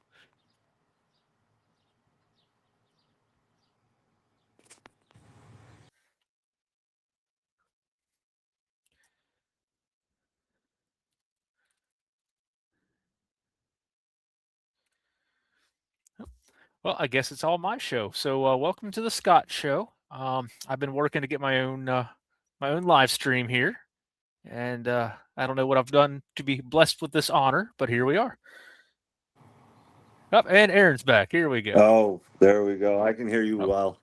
Yeah, for a minute there, I could hear Julia and not you. Then I could hear you and not her. I wasn't sure who could hear me. But yeah, so back to the topic at hand. I would have to say it's stagnant. There's a lot of development going on out there, and there's a lot of things you can do with it. I'm not going to deny that. And where to enter is just ridiculous. But out here, I do a lot of just 2 meter, 77 meter, stuff like that. And it's pretty quiet out where I'm at out in the Phoenix area. I think part of it is we just have an abundance of repeaters. And when I say an abundance, I can pick up my HT and I could probably hit 12 or 14 different repeaters. So people are scattered everywhere if they're on there. But I've done a lot of cross country trips where I've called out on the national calls for 2 and 70, and I've never to this day heard anybody come back to me. So it's kind of disappointing in that. And that's kind of why I feel like it's stagnant. And I think you're going to get issues with a lot of the new generations getting into it because I recently took my test a year ago, maybe give or take a couple months, whatever. But I feel like the test is very outdated and there's a lot of information, at least for your tech license. There's just a lot of stuff in there that you don't need to know. And chances are you're not going to know unless you're reading this and studying and memorizing answers. I can understand needing it when you get into like HF, dealing with satellites and Right. um, bouncing the signal, things like that. You're going to need to take math into account and stuff like that. Um, but I feel like for entry level, they make it a little too difficult. And I haven't had a lot of play with DMR, but I heard it could be kind of a bear to get into. And then having to have um, like a mobile Wi-Fi spot and stuff like that, it makes it kind of expensive to get into. So I tend to steer away from things like that. And there's a lot of activity. Like there's still some nets that run around out here. But you do notice it is definitely a lot more of an older crowd. I don't hear, I mean, I'm not old, I'm not young, I'm 42, and I'm probably one of the youngest people I hear on the radio out here. So it's kind of disappointing. And to strike up conversation, it's pretty much unless you know somebody, not a lot of people are wanting to strike up conversations out here. It's a lot of, hey, where you at? I'm from here. Okay, good signal. And that's pretty much the end of it. Um, a lot of preppers use it out here. I'll give it that. It has Hmm. lots of use in prepper situations, which is odd because we don't get natural disasters out here, but everybody out here is definitely about it. So there's a lot of use in that aspect.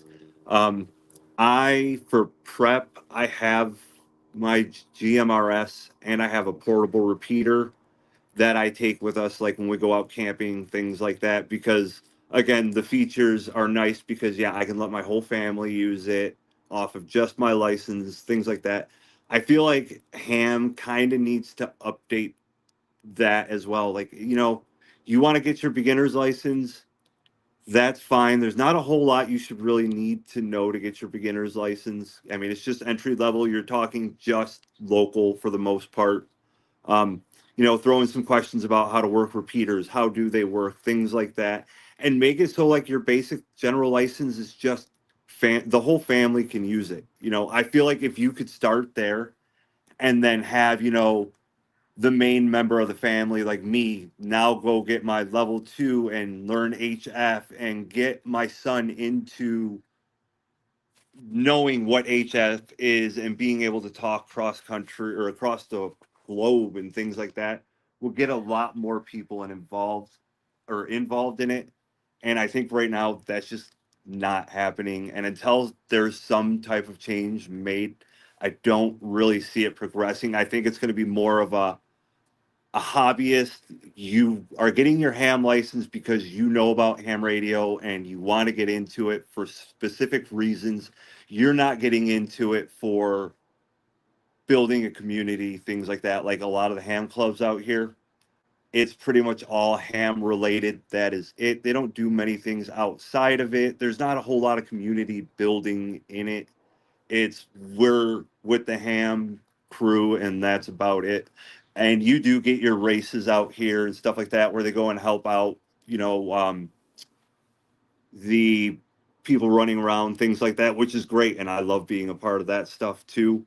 But again, my kids, they would love to get involved in doing stuff like that too. But my 8-year-old isn't just going to know majority of the stuff on that. Right. And unfortunately, again, with the earlier comments of YouTube, Netflix, cable, they have so many screens in their faces and stuff now that it's even hard to get the new generation involved in it. Like they're just kind of disinterested. And we as a community need to figure out how to evolve to adapt to their wants and needs, unfortunately, Mm-hmm. to get more involvement, or I think eventually it probably will die out. So that's about my aspects on it. I'll send it back to you guys. Now, I have to agree with you on some of what you said there because one of my best friends, talked him into getting on GMRS because he goes kayaking with me a lot, and it's nice to have some radios in the water just in case something happens, whatever. And I told him he lives give or take 10 miles from me, but there's several West Virginia hills between us, so GMRS is not going to work too well from his house to mine. Now, we're working on putting a pretty decent GMRS repeater between the two of us. So if we get that up high enough, that would probably be okay. But for now, there is no GMRS communication from the house to house.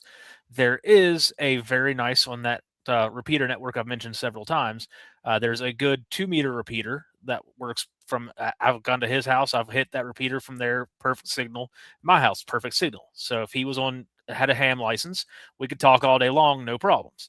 So I've told him several times, so, if you want to chat with me over radio, you got to get a ham license. Other than that, until we get this GMRS repeater put up, we're dead in the water.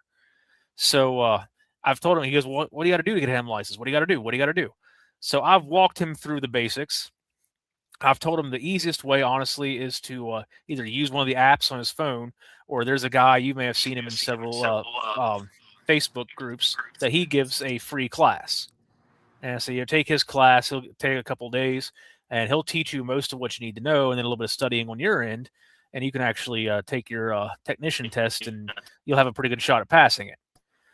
And his response to that is, I don't want to study and learn a whole bunch of stuff that I'll never need to know again once I get my license. And that makes perfect sense. I understand where he's coming from, because once he gets on 2 meters, he will never take another step further into ham. That's all that he would ever use. So his I would aspect love to get HF. I would love to get involved in like HF and stuff like that. But again, I've been studying for it, and granted, you're going to need some more information to operate HF and things like that. But the intricacy of the testing, I think, is just too much. Yeah, I agree. And, I'm with you. I think some of that stuff is some outdated information. That okay, am I back right now? Yes. Yeah, right now you're golden. Don't breathe too hard or anything. You might throw it off, but right now you're good. That pen's moving awful slow. Thanks. There goes. There, maybe. I don't know. But anyway. Sorry, I'm so laggy. Sorry about that. You're back to us again. Yeah, right. Okay, please go ahead. But that's basically, I agree with everything you said there on that. Just, I think that, whether or not they'd want to open it up to have your general license cover other people in your family or not, that's their decision. But as far as the testing goes, I think that they could definitely use some reevaluation as to what they're actually going for, because a lot of people do stop at their first level. And and for your whole family, I mean basically immediate household. Me, my wife, my kids. That's it. Not the whole GMRS. Where don't go as far as the GMRS. Uncles, everybody and their moms involved. No, just your immediate household. Just to try and generate interest. And ham radio, people on there are very polite. They're very correct. So it's not like it's a bad environment for kids to go to, because I'd liked GMRS, but unfortunately GMRS around here is kind of like the CB radio, where it's just trash talk and so much docking and just foul language and things like that I just shut it off and don't even know why. Me and my buddy switched over to ham was to kind of just have the privacy of it. But and unfortunately it's like, I'm sitting there with my kids talking and they can't say anything because, you don't have your license, kids. Sorry. And unfortunately, it is a little bit on me to kind of push them to try and study to get it. But again, I'm dealing with an 8-year-old that just wants to pick up a radio right now and talk. He doesn't want to learn about it. Exactly. Okay, I got a question. Yes. Okay. The Aaron mentioned that the new generation. Yeah, but how can we have our new generation into radio? Do you have some You know, ideas? I Mhm. wish I did. I will say fox hunting. Brilliant idea. Mm-hmm. Love it. I've been wanting to do that for a while with my kids. And especially because we do a lot of camping and stuff like that. So I use APRS a lot.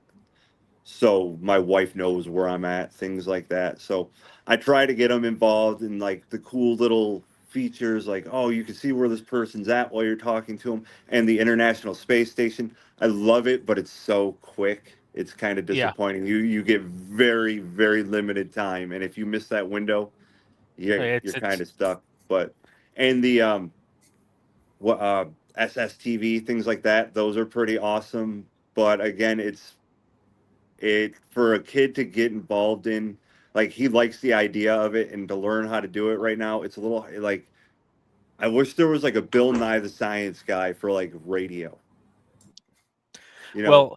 well, to kind of counter that a little bit, back when the Artemis 2 mission was going on, back while they were Yes. still up, before they actually had their splashdown and all that, one of the guys in our radio club, I don't know exactly what he was doing, how he had this going on, but he was streaming the live stream that NASA had going on when they were chatting back and forth with the astronauts and having them do this, that, and the other up in space. He was live streaming that over his Echo link over our repeater system. Nice. So even though they weren't using HF or anything to talk back, they were using some kind of laser protocol to get their communications up that way. But they were still broadcasting it technically over our repeater system. And I didn't realize he was That's going to do that. We didn't get any information, just he started doing it. So I was driving out to pick up food or something, and I turned the radio on my Jeep, and across our repeater system, I heard NASA calling out to the astronauts, and I said, "Hold up! I feel like I'm in 1969 all of a sudden, and this is the first moon mission, and I'm picking up my radio. This is cool." So I called or texted one of my friends here in my town that she had just recently got her GMRS license, and I told her, I said, "Hey, tune your radio to this 2-meter frequency, and that's one of the uh, ham repeaters here in town, and they're broadcasting the NASA mission." And I said, "Let your kids listen to that." So a few minutes later, she goes, "Oh my God, my kids are glued to that radio now. They can't believe that mom has a radio that's listening to the at NASA talk to the astronauts." right. And I said, "Well, congratulations. Tomorrow you're going to be the coolest mom at school. Everybody Right. else can watch it on TV, but you had it coming over a radio. That makes it kind of more personal in a way." Right. So I think just little things like that, just getting kids interested with stuff like that, it's going to That and I wish I wish the government would get a little more involved. As much as you never want to hear somebody say that, you want the government to stay out as much as possible, but not even involved as in like regulating and things like that. Just putting up more repeaters for the public. Um, so like out here, I live in Arizona and I drive back to Michigan a lot. And I have my family out here that would love to talk to my family in Michigan over the radio, but that's not happening because in Arizona, we work on a whole lot of linked repeater systems. I can get all the way up the whole West Coast and everything, but it's like as soon as you get to New Mexico, it's just dead. And like if Yep. there was just somewhere to somehow to link and be able, because I know for a long time GMRS was doing that and they got really upset about that, Yep. but it was brilliant and it worked phenomenally. And I wish there was a way to kind of set up an interstate repeater system kind of thing. Yeah, that'd be nice, because But I've you're I've talking lots of money in infrastructure. oh yeah, just the towers alone, because Yeah. I guess they could put it on the same towers they already have, at least I Right. don't know about out in your area, but in West Virginia, every mountaintop you look at's got a tower just because we Yep. have to with the mountains. Yep. But yeah, and that's something I've looked into. I've tried to. I've got a heck of a tower right here by my house. It's a privately owned corporation that just has broadcast towers for rent. It's a 300-foot tall tower. What are their prices? Do you know? Yeah, I asked because I was like, "Can I put my RT97L on this tower?" And that'd be fantastic, right? Right. They're like, "Yeah, it's $500 a month." And I was like, "Oh, That's, okay." I mean, for a club or something, that's not a bad price. No. But for personal use, yeah, that's a little steep. I was like, for me, I'm not going to do that, but I want to talk to my club members, and maybe we could swing that. So that's the tower we're considering using. And if that's the case, I've run some propagation estimates, and putting an RT97L on that, we would get a heck of a nice boost in GMRS coverage here. And as much as I don't know how much work you want to do or money you want to spend, but I've been doing a lot of researches on Facebook Marketplace for towers. And you could find people that are giving away 100, 200-foot towers for free. Oh, yeah.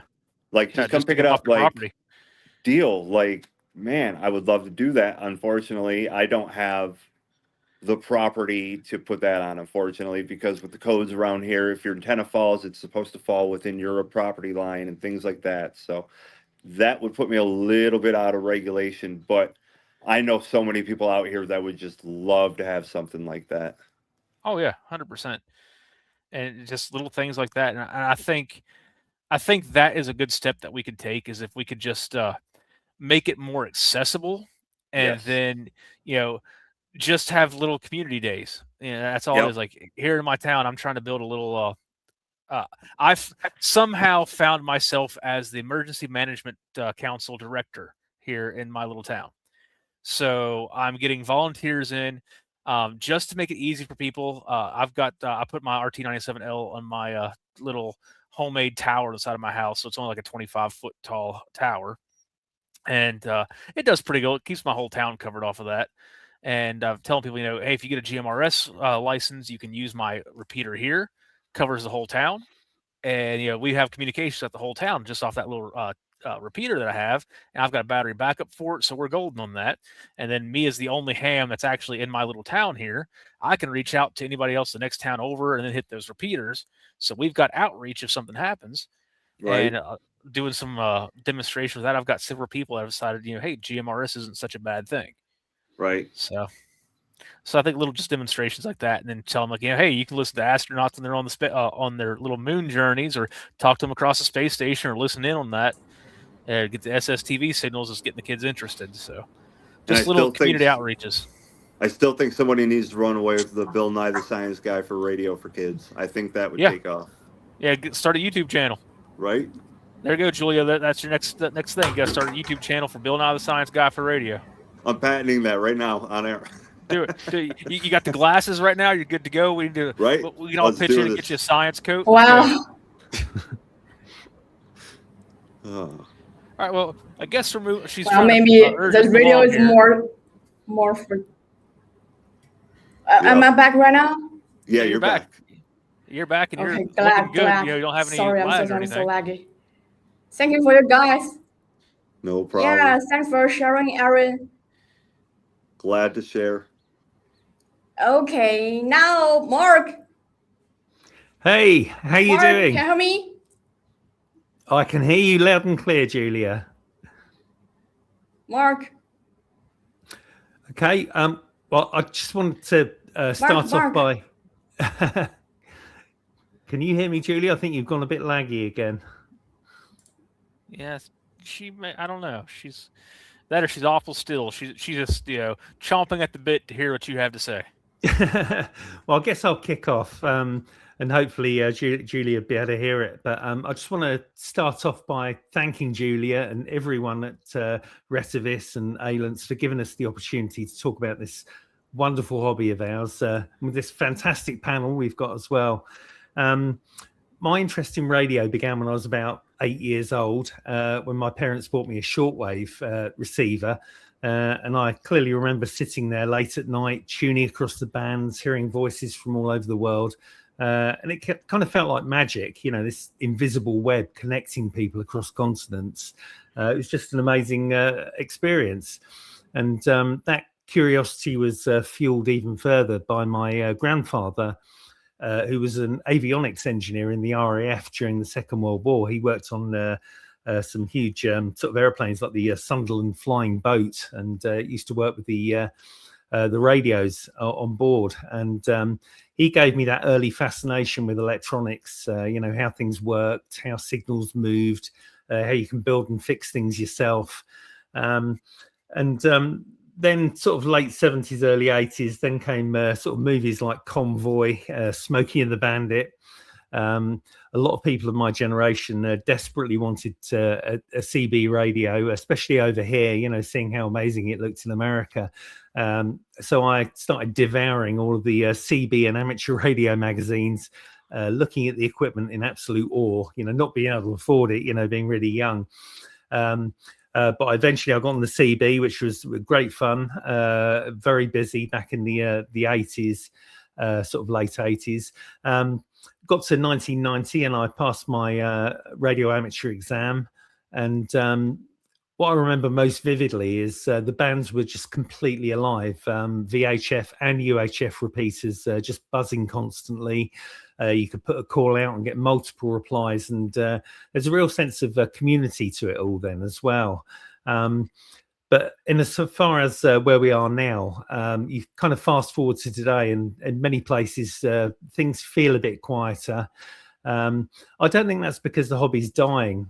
Far from it. I think we're living in one of the most exciting technological eras amateur radio has ever seen. You know, by the way, the way people communicate has completely changed. Social media offers instant global connection. Smartphones have replaced many utility uses of radio, and new entrants often don't immediately see what makes amateur radio special. You know, with the internet, you know, it's just so easy talking to someone anywhere.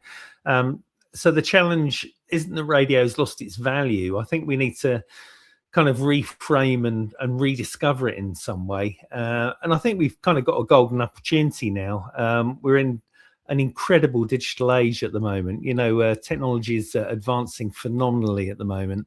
We've got all of these digital modes we can choose from. SDR, software defined radio, gives someone a very cheap receiver that they can plug into their laptop and receive all sorts of interesting stuff.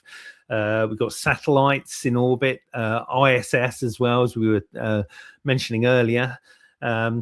And we can integrate these things with computers and networks as well, which is fantastic. You know, I've got a little DMR hotspot that I really enjoy using and flicking around on all the talk groups. And crucially, I think nowadays we've got really high quality, affordable equipment. Companies like RETEVIS have genuinely shaken things up. Radios that would have been out of reach for many people 20 years ago are now really accessible. So the barrier is kind of lower than ever. But in terms of how we kickstart the hobby again, I think I've got a few practical ideas. I think we need to make it visible again.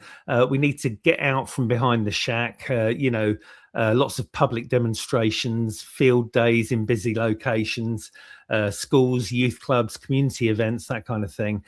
So we can really let people see and hear radio in action. And also kind of telling better stories. You know, what hooked us most wasn't specs, it was the magic of the whole thing, you know, talking to the ISS, bouncing signals off the moon, which is something I really want to get into, but is ridiculously expensive, but I'm hoping one day. But the very thought of transmitting, like pointing an aerial at the moon and transmitting and hearing your voice coming back, bouncing off the surface, you know, I think can really kind of fire the imagination of so many people, you know. And we need to make it, you know, just explain to people how many different facets of the hobby there are. And you know, because getting started can feel really intimidating. I think we need simpler licensing pathways, as some people were suggesting.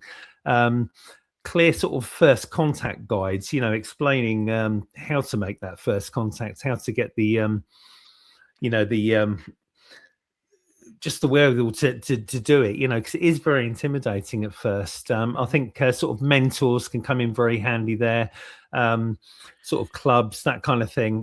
Because as you all know, that first QSO is everything, you know. So if that experience is good, people are going to stay with the hobby. We need to embrace the current technology that we've got, digital, voice, data, linking repeaters globally, using apps alongside radio. Obviously, that's something that that is really good with the HA2. You know, the way you can hook it up to your phone alongside an app is just a fantastically handy way to program it. You know, a lot of those earlier radios, you know, the really expensive ones back in the day were really hard to program. You know, you kind of had to have a science degree just to put a few channels in, you know. And I think, you know, we need to make sure that a radio sitting on a shelf doesn't build the hobby. You know, we all need to get involved more with regular nets, challenges, events, awards and achievements. Activity creates momentum, and momentum attracts people. So for my final thought, I think amateur radio has always been about one thing. It was that kind of sense I had as an 8-year-old, hearing something distant and mysterious. And that still exists. You know, we need to help others experience it for the first time, because once they do, they're really hooked. Thank you very much. No, I'm with you 100%. You said a couple of things on that I really, really agree with. Like, you know, ever since I've gotten it, pretty much everywhere I go, I take my HA2 with me. Yeah, and that starts a lot of conversations. Like I had a breakfast with some business partners the other day, and I had it with me. Now I had it turned off because, you know, I was in a company where we had a lot of stuff going on, so I didn't have it on, but I had it with me. One of the guys asked me why I always have that with me. I said, you know, number one, it's a good call out. I can reach, you know, I'll cross the whole state with this thing. I can turn the APRS on, so, you know, any of my family members that have access to the APRS.fi website will know exactly where I am. And, you know, it's as much of a sense of security as my cell phone is for the fact I can reach out to people. So then he was asking, so, well, you said you could reach the whole state. How's that work? So I talked to him about the repeaters and stuff. And it just so happened that it was an early morning breakfast kind of thing, so the moon was still in the sky. And as we're talking, he looked up, and it was a full moon kind of thing, and he mentioned how big the moon is. And I said, now, let me blow your mind for a second. And I said, you see the moon up there? I said, why can you see the moon? What is it about the moon that makes you be able to see it ever? And he said, well, it's because the sunlight reflects off of it. And I said, yeah. And what if I told you that if I had the right equipment, the right antenna, I could bounce radio signals off of that moon because it's a reflective surface. Wow. And he just sat there and just stared at the moon for a minute, and he looked at this little radio, and he goes, you're telling me that you could have a radio and you could bounce a signal off of that moon? I said, yeah. I said, you know, I personally couldn't because I don't have what I would need to. I said, but if I had the specific equipment for that, that's something hams do all the time. I said, it's not a common thing, but yes, several people do that, and it's a feasible thing. So that got his mind turning, and next thing I know, he's messaging me and saying, hey, I've got like 4 or 5 trucks that I use for my business. What type of radios would I need to have them all in communication with each other? So that got his mind moving. Hey, if they can reach the moon, I can certainly reach across town and reach my employees in my trucks. I said, well, you know, schedule some time. You can sit down with me. We'll talk it out, and we'll see what's going to be best for your vehicles and your personal business use. So it's one of those things that even just carrying an HT with you when you go out in public, that can spark some interest, and especially when you just take 5 minutes to chat with somebody. So just little bits.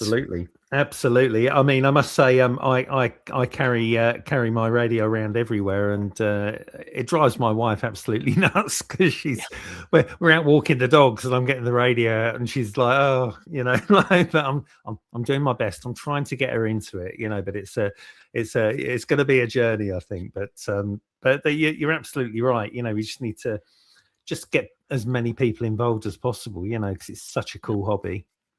Yeah, and then you were talking about how they've made the barrier of entry, if you want to call it that, so much more affordable. So my first interaction with RETEVIS and AIlunce and all of them was I bought an HA1G for the GMRS radios. And that was after I jumped into one of the live streams. I don't remember if Julia was doing that one or not, but one of them was.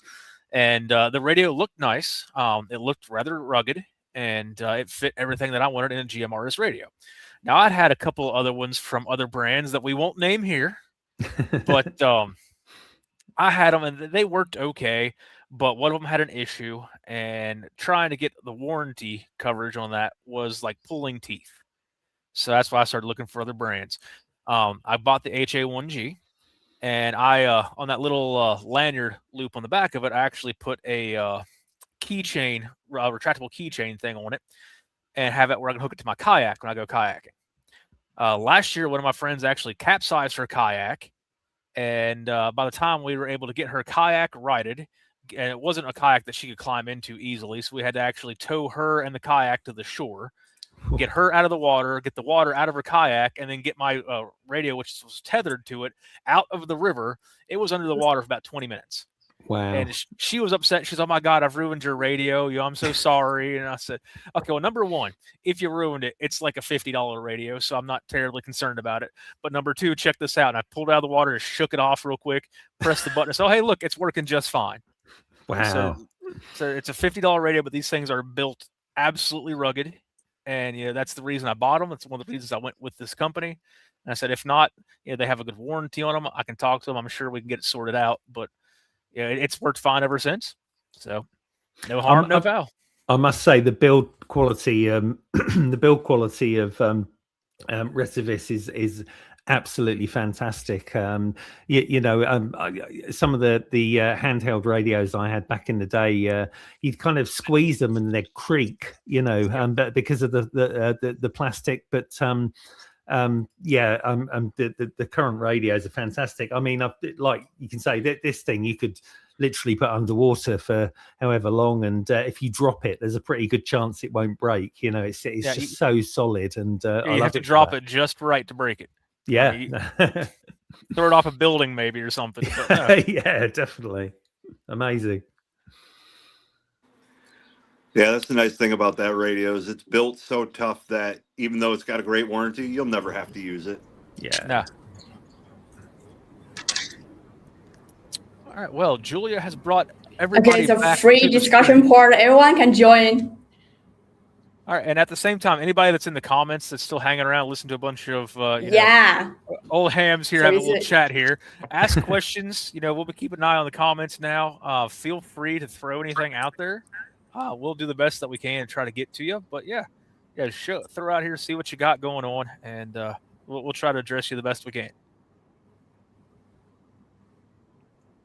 So, anybody have any questions? Anybody have any comments about what all's been said tonight? Anybody that hasn't been addressed? Anyone, guys, you want to know about the radio, whether the product?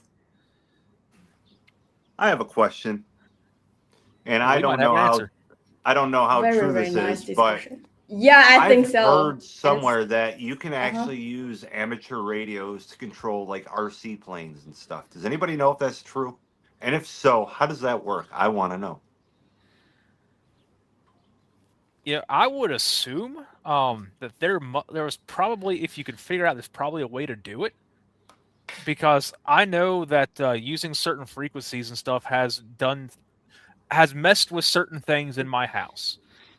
So if that's the case, then I can only assume that depending on what frequency they have the controller on an RC plane or an RC car, if you can figure out what that frequency is, and your radio could transmit on that frequency or close enough to it, you probably could. I just don't know exactly what frequency you'd have to find that to, or what. I'm sure you'd have to look at the radio or look at the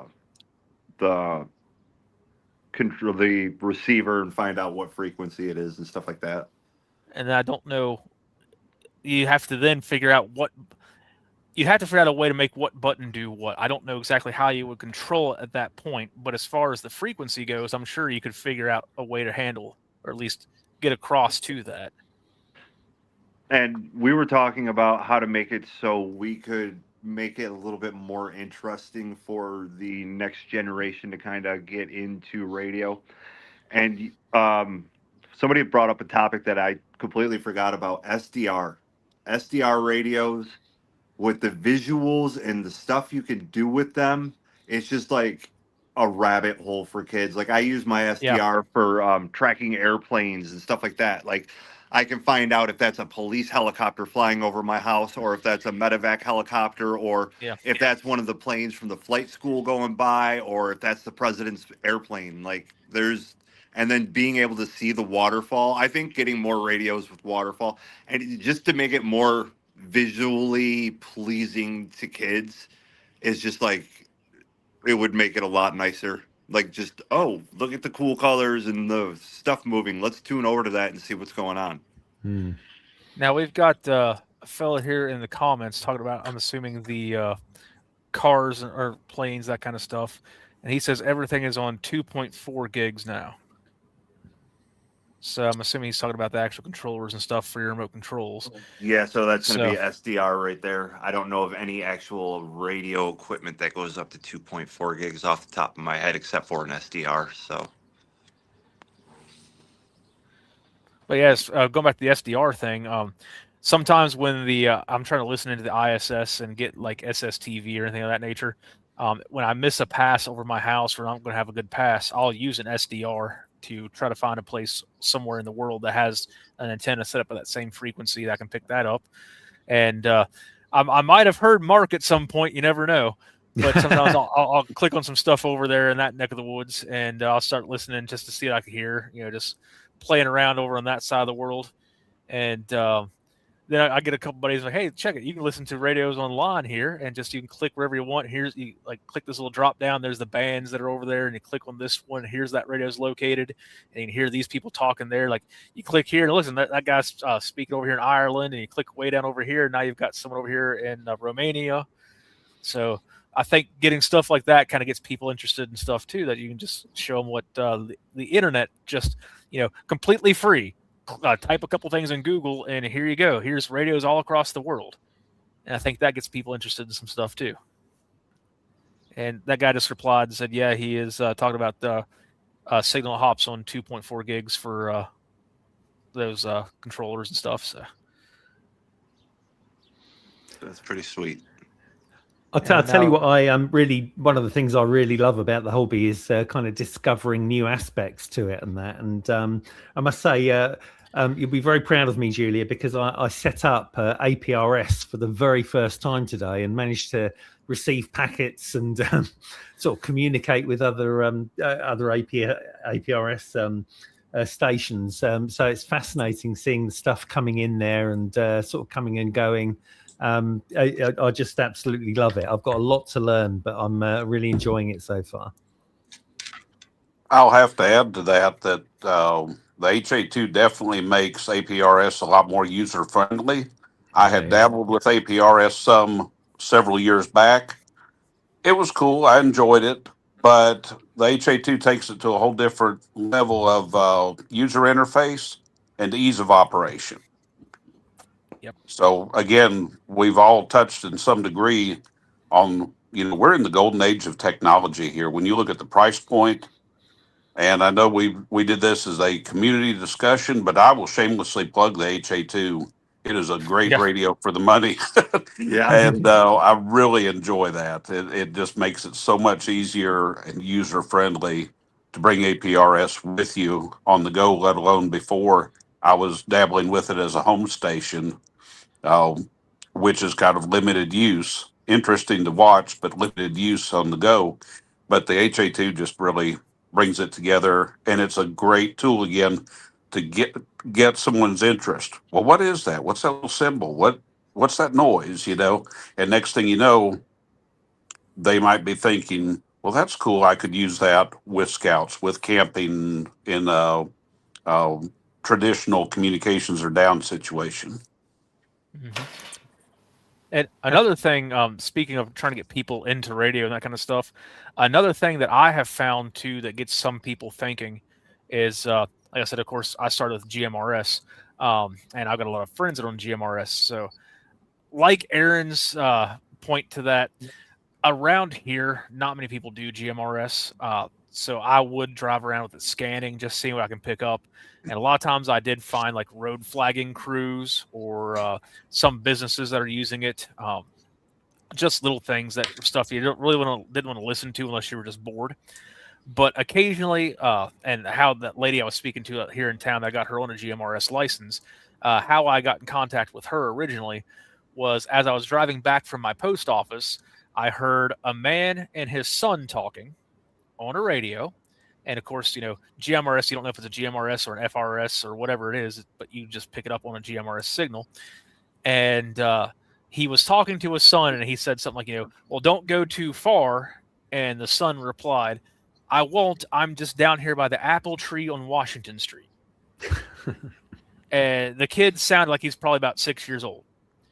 So I tried to call out to him and say, "Hey, just so you know, everybody that's listening in on radio can hear what you're saying, and it's probably not a good idea to have a little 6-year-old saying, "Hey, I'm over here at the corner of this street and this street." That's, you know, in my little town, I don't think anything's going to happen. But you also don't want the guy in the windowless white van the next street up to hear that kind of stuff. So, you know, just putting some radio safety stuff out there. And of course, they had a pair of radios from another brand we won't mention, but everybody in this group's probably gonna know what I'm talking about when I say they like to ship the radios with the CTCSS tones already enabled, and they had their tones on, so they couldn't hear me talking. So I came back and I put it in our town's Facebook chat and just said, "Hey, if you are the parents of a younger child that were out in your backyard playing with radios, and you happen to mention exactly what street you were on, just a bit of friendly neighborhood advice. Don't let your kids say specifically where they are. You know, find things that only your family knows, like I'm at the house with the nice Dalmatian, you know, stuff like that. So, you know, things that only your family knows about and the weirdos that wouldn't know exactly what you're talking about."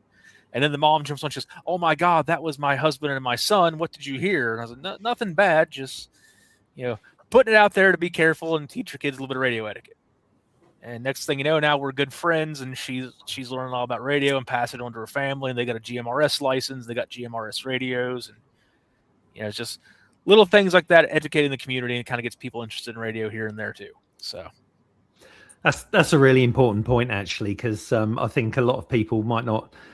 Coming into it might not realize how easy it is to track someone down, you know, unlike the internet, you know, when you can hide behind an IP address or whatever, you know.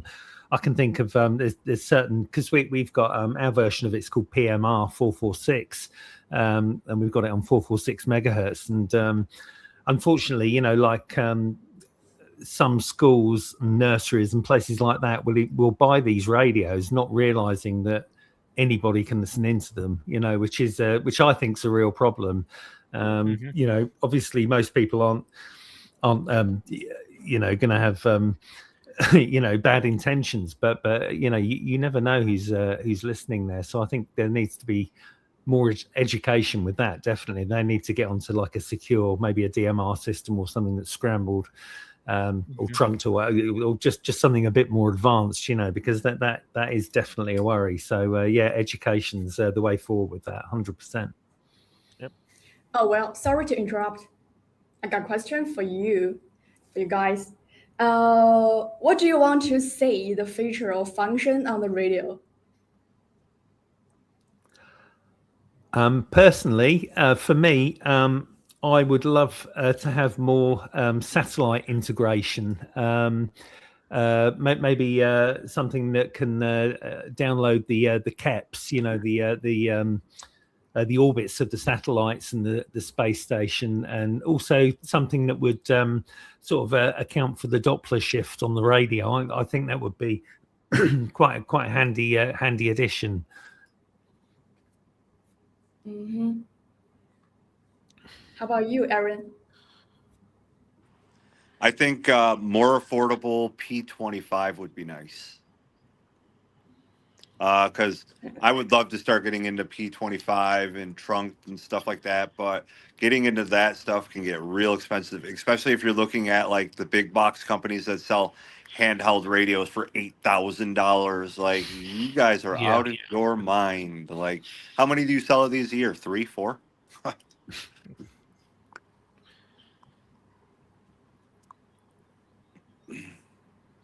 Sorry. I'm a little laggy. Oh, we can hear you again. Yeah, we got you. You can hear you just fine.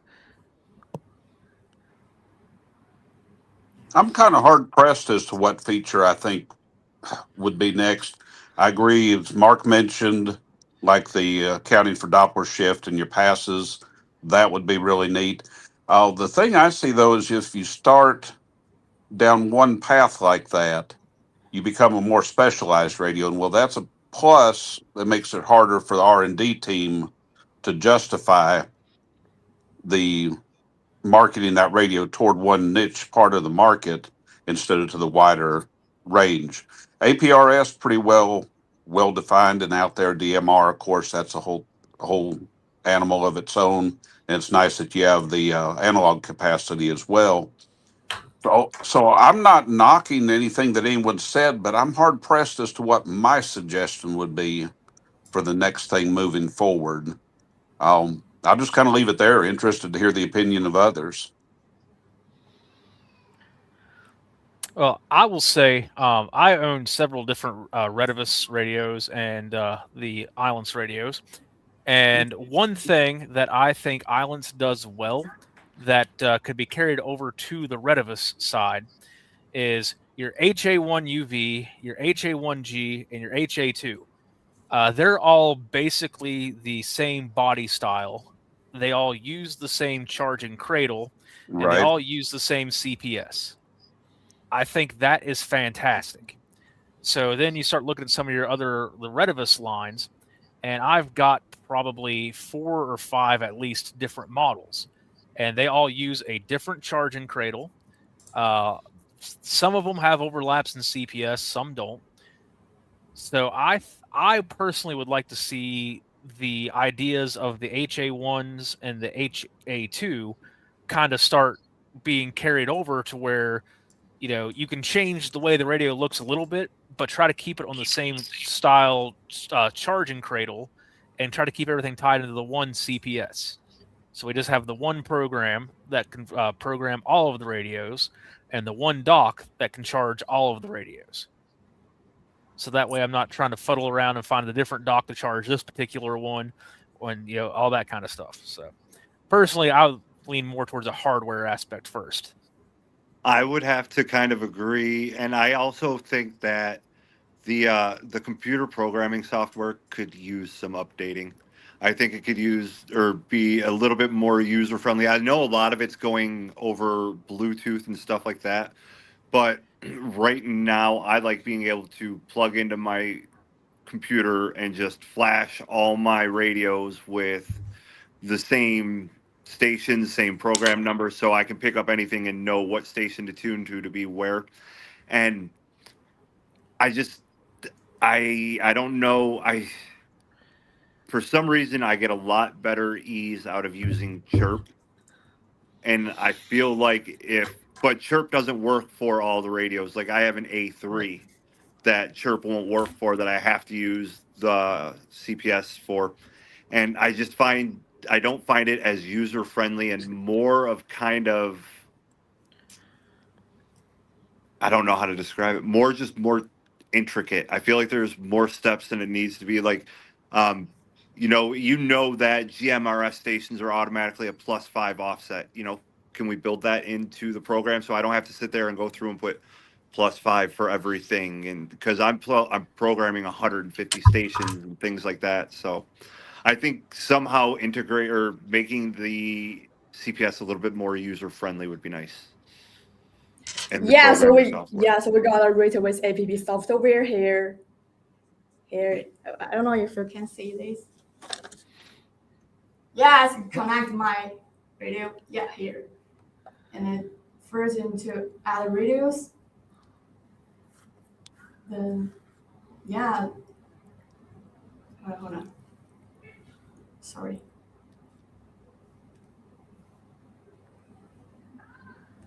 Connect, and then read data.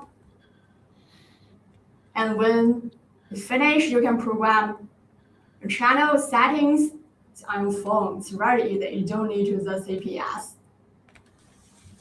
I must say, I find that feature really handy. It's the first radio I've had that you can connect up to the phone, and it just makes life so much easier. I mean, one improvement I would suggest might be the ability to import different file types, maybe like sort of. Yes. Is it comma separated files or whatever it is? Just so the CSVs and stuff. CSV. Right. That's Yes. Thank you. Yes. Yeah, that's exactly what I mean. And that would make it so much easier instead of having to go. Yep, I agree.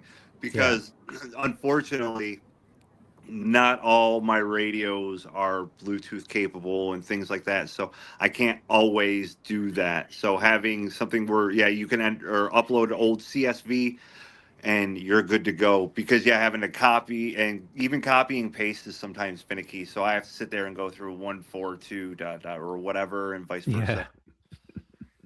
I mean, you kind of get fast as you get used to it, don't you? Right. But it would be easier just to, because there's so many of these kind of, I don't want to call them code plugs, because I know that's a DMR sort of terminology. Yeah. But yeah, like a CSV file. There's so many of these things online that you can just grab, like, you know, big lists of repeaters, and yeah, it just it would make life so much easier. Yep. And like, if I have emergency radios that I have programmed, just all the local radio or local police, fire, this, that, the other thing. Well, I'm getting those from a website, and I can't just copy and paste those into your guys' computer program. I have to go through and manually enter every one of those in. So it's a lot, like, it's a lot nicer if you can just somehow manually upload file. There you go, done. Yeah. Yeah, any suggestions very welcome to provide, and I'm gonna accept the feedback, and we're gonna improve. Well, that's the great thing about your company. You know, you are very open to people coming with ideas and feedback, and we love it. You know, it's great. Keep doing what you're doing. It's great. Yeah, for sure. You don't see any other companies doing this. No. Exactly. Oh, back to that other company I had. I was talking about with that unnamed company. Well, I bought my first GMRS radios. I bought them from Amazon, and I had a battery. It was a 2-pack, and I had a battery go out in one of them 31 days after I purchased it. Got a hold of Amazon, and they said, yeah, that falls under manufacturer warranty. Get a hold of the manufacturer. Called the manufacturer. They said, oh, that sucks. You bought it from Amazon. Didn't buy it from us. We're not going to cover it. And I said, I'm sorry. What? They said it goes to you. They said, no, you got to call Amazon. So I go back to Amazon. They said, you have to call the seller, see if the seller will honor it. I said, the seller says it was the company that manufactured it. They already said they're not going to do anything about it.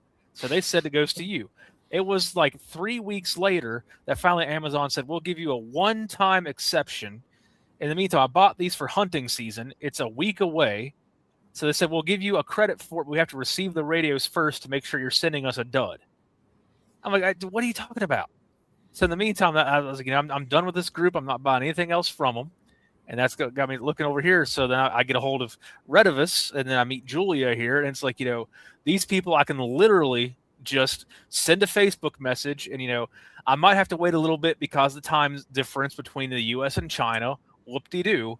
But I'll get a message back within, a couple days at most. And they stand behind their product. I had a slight problem with one of my radios.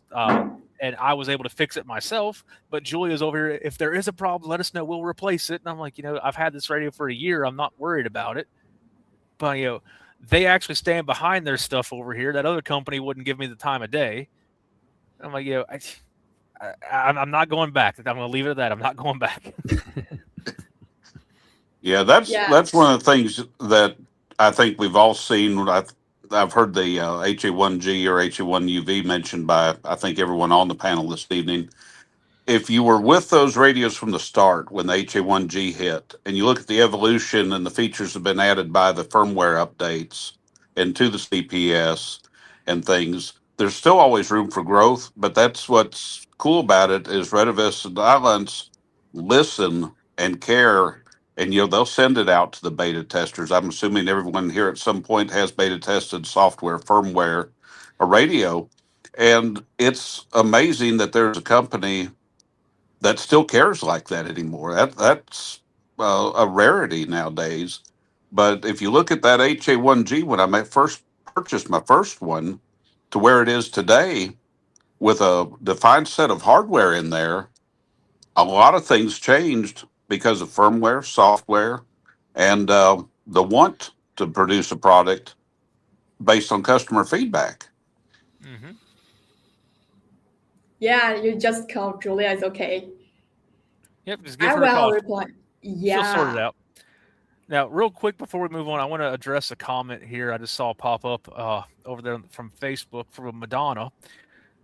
She said that she She meant to renew a license, but with everything else, she forgot it and it was too late.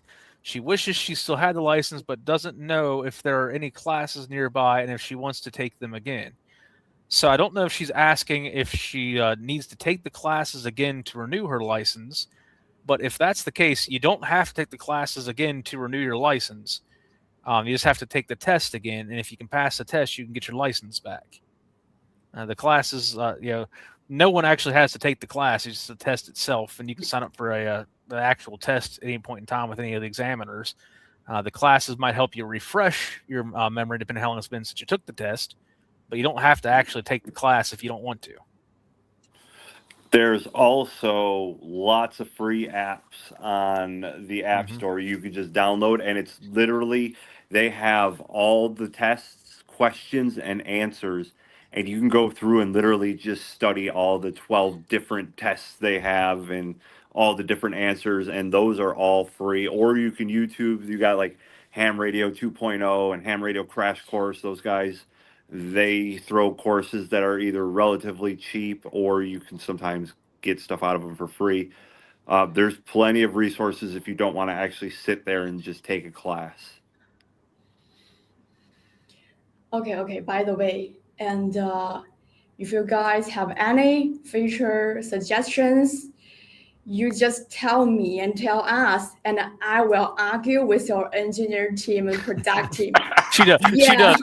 I will vouch for that. She does. There have been several times I've had a question or something, I've sent it to her, and she immediately just passes it right on to them. And then she's called me, and I've been on the phone with her, and she talks to me in English, and I hear her yelling at the engineers in Chinese, and then she's back to me, and I feel like I'm in some kind of weird three-way call about something. But yeah, she does. She does. So. Yeah, I will have them to definitely update and fix the bug and improve it. There was a very unusual but specific bug that Julia and I found in the CPS for one of the radios.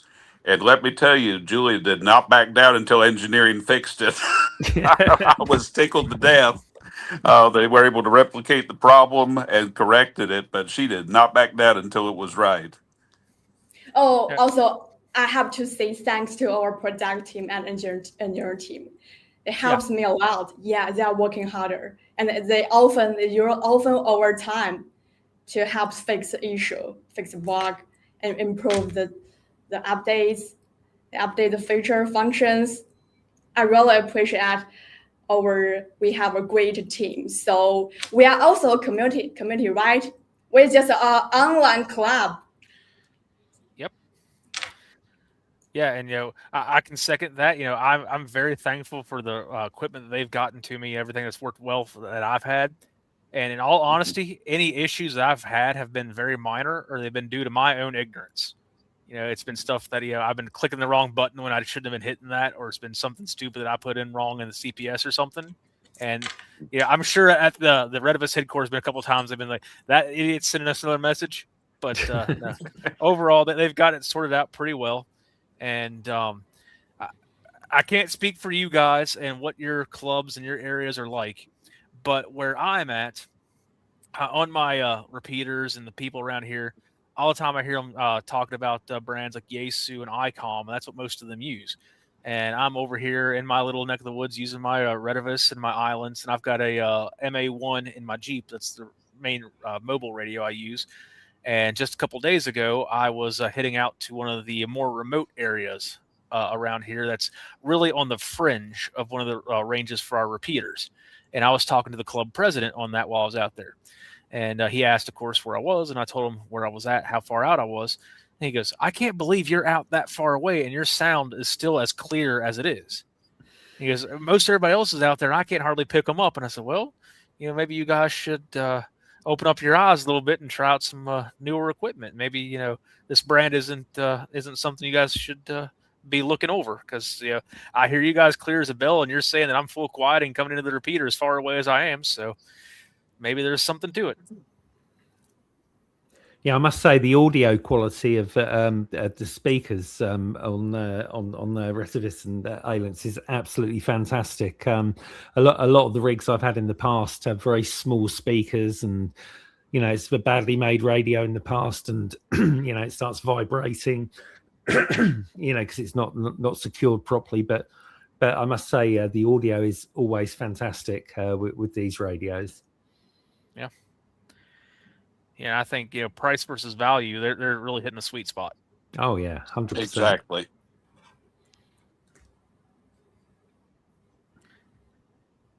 All right. Okay. So, any other Any questions or features anything in the comments? you want to say Anybody? in a radio or function?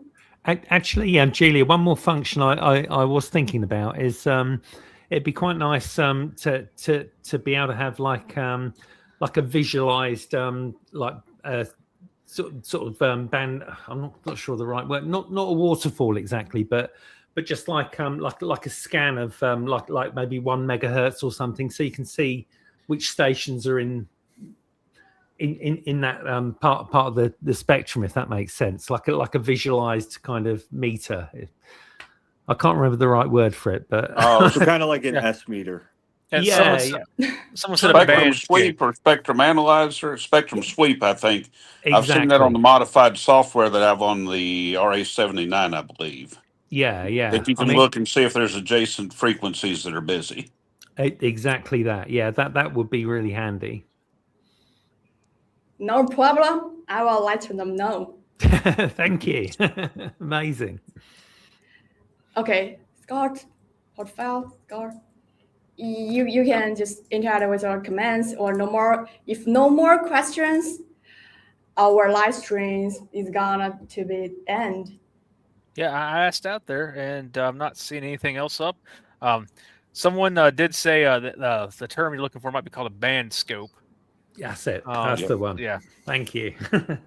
But yeah, other than that, I don't see anything else popping into the questions or anything. Just a couple of people thanking us, saying great job, and they enjoyed the program. So it looks like you might have to do this again sometime, Julia. Okay. I'm gonna give a final speech. Uh-oh. Okay. So thanks you all for hanging out with me today. And I know after all those discussions, some of you might be still wondering is amateur radio worth in getting into, and someone who builds gear for his hobby. So let me take 1 minute to share what I truly think. First, I completely understand the frustrating when people are saying the amateur die if you only have a handy hole, you scan empty repeaters, or some guy on a forum jump in to say, oh, that's illegal. Yeah, that felt awful. But a real part of a hobby today, the golden age of local VHF, UHF, recording is over. And there are always gatekeepers. I'm not going to pretend that doesn't exist, but I have also seen the other side. And right now, as we speak, sort of hubs on the other things such as the club and the fox hunting and doing the POTA.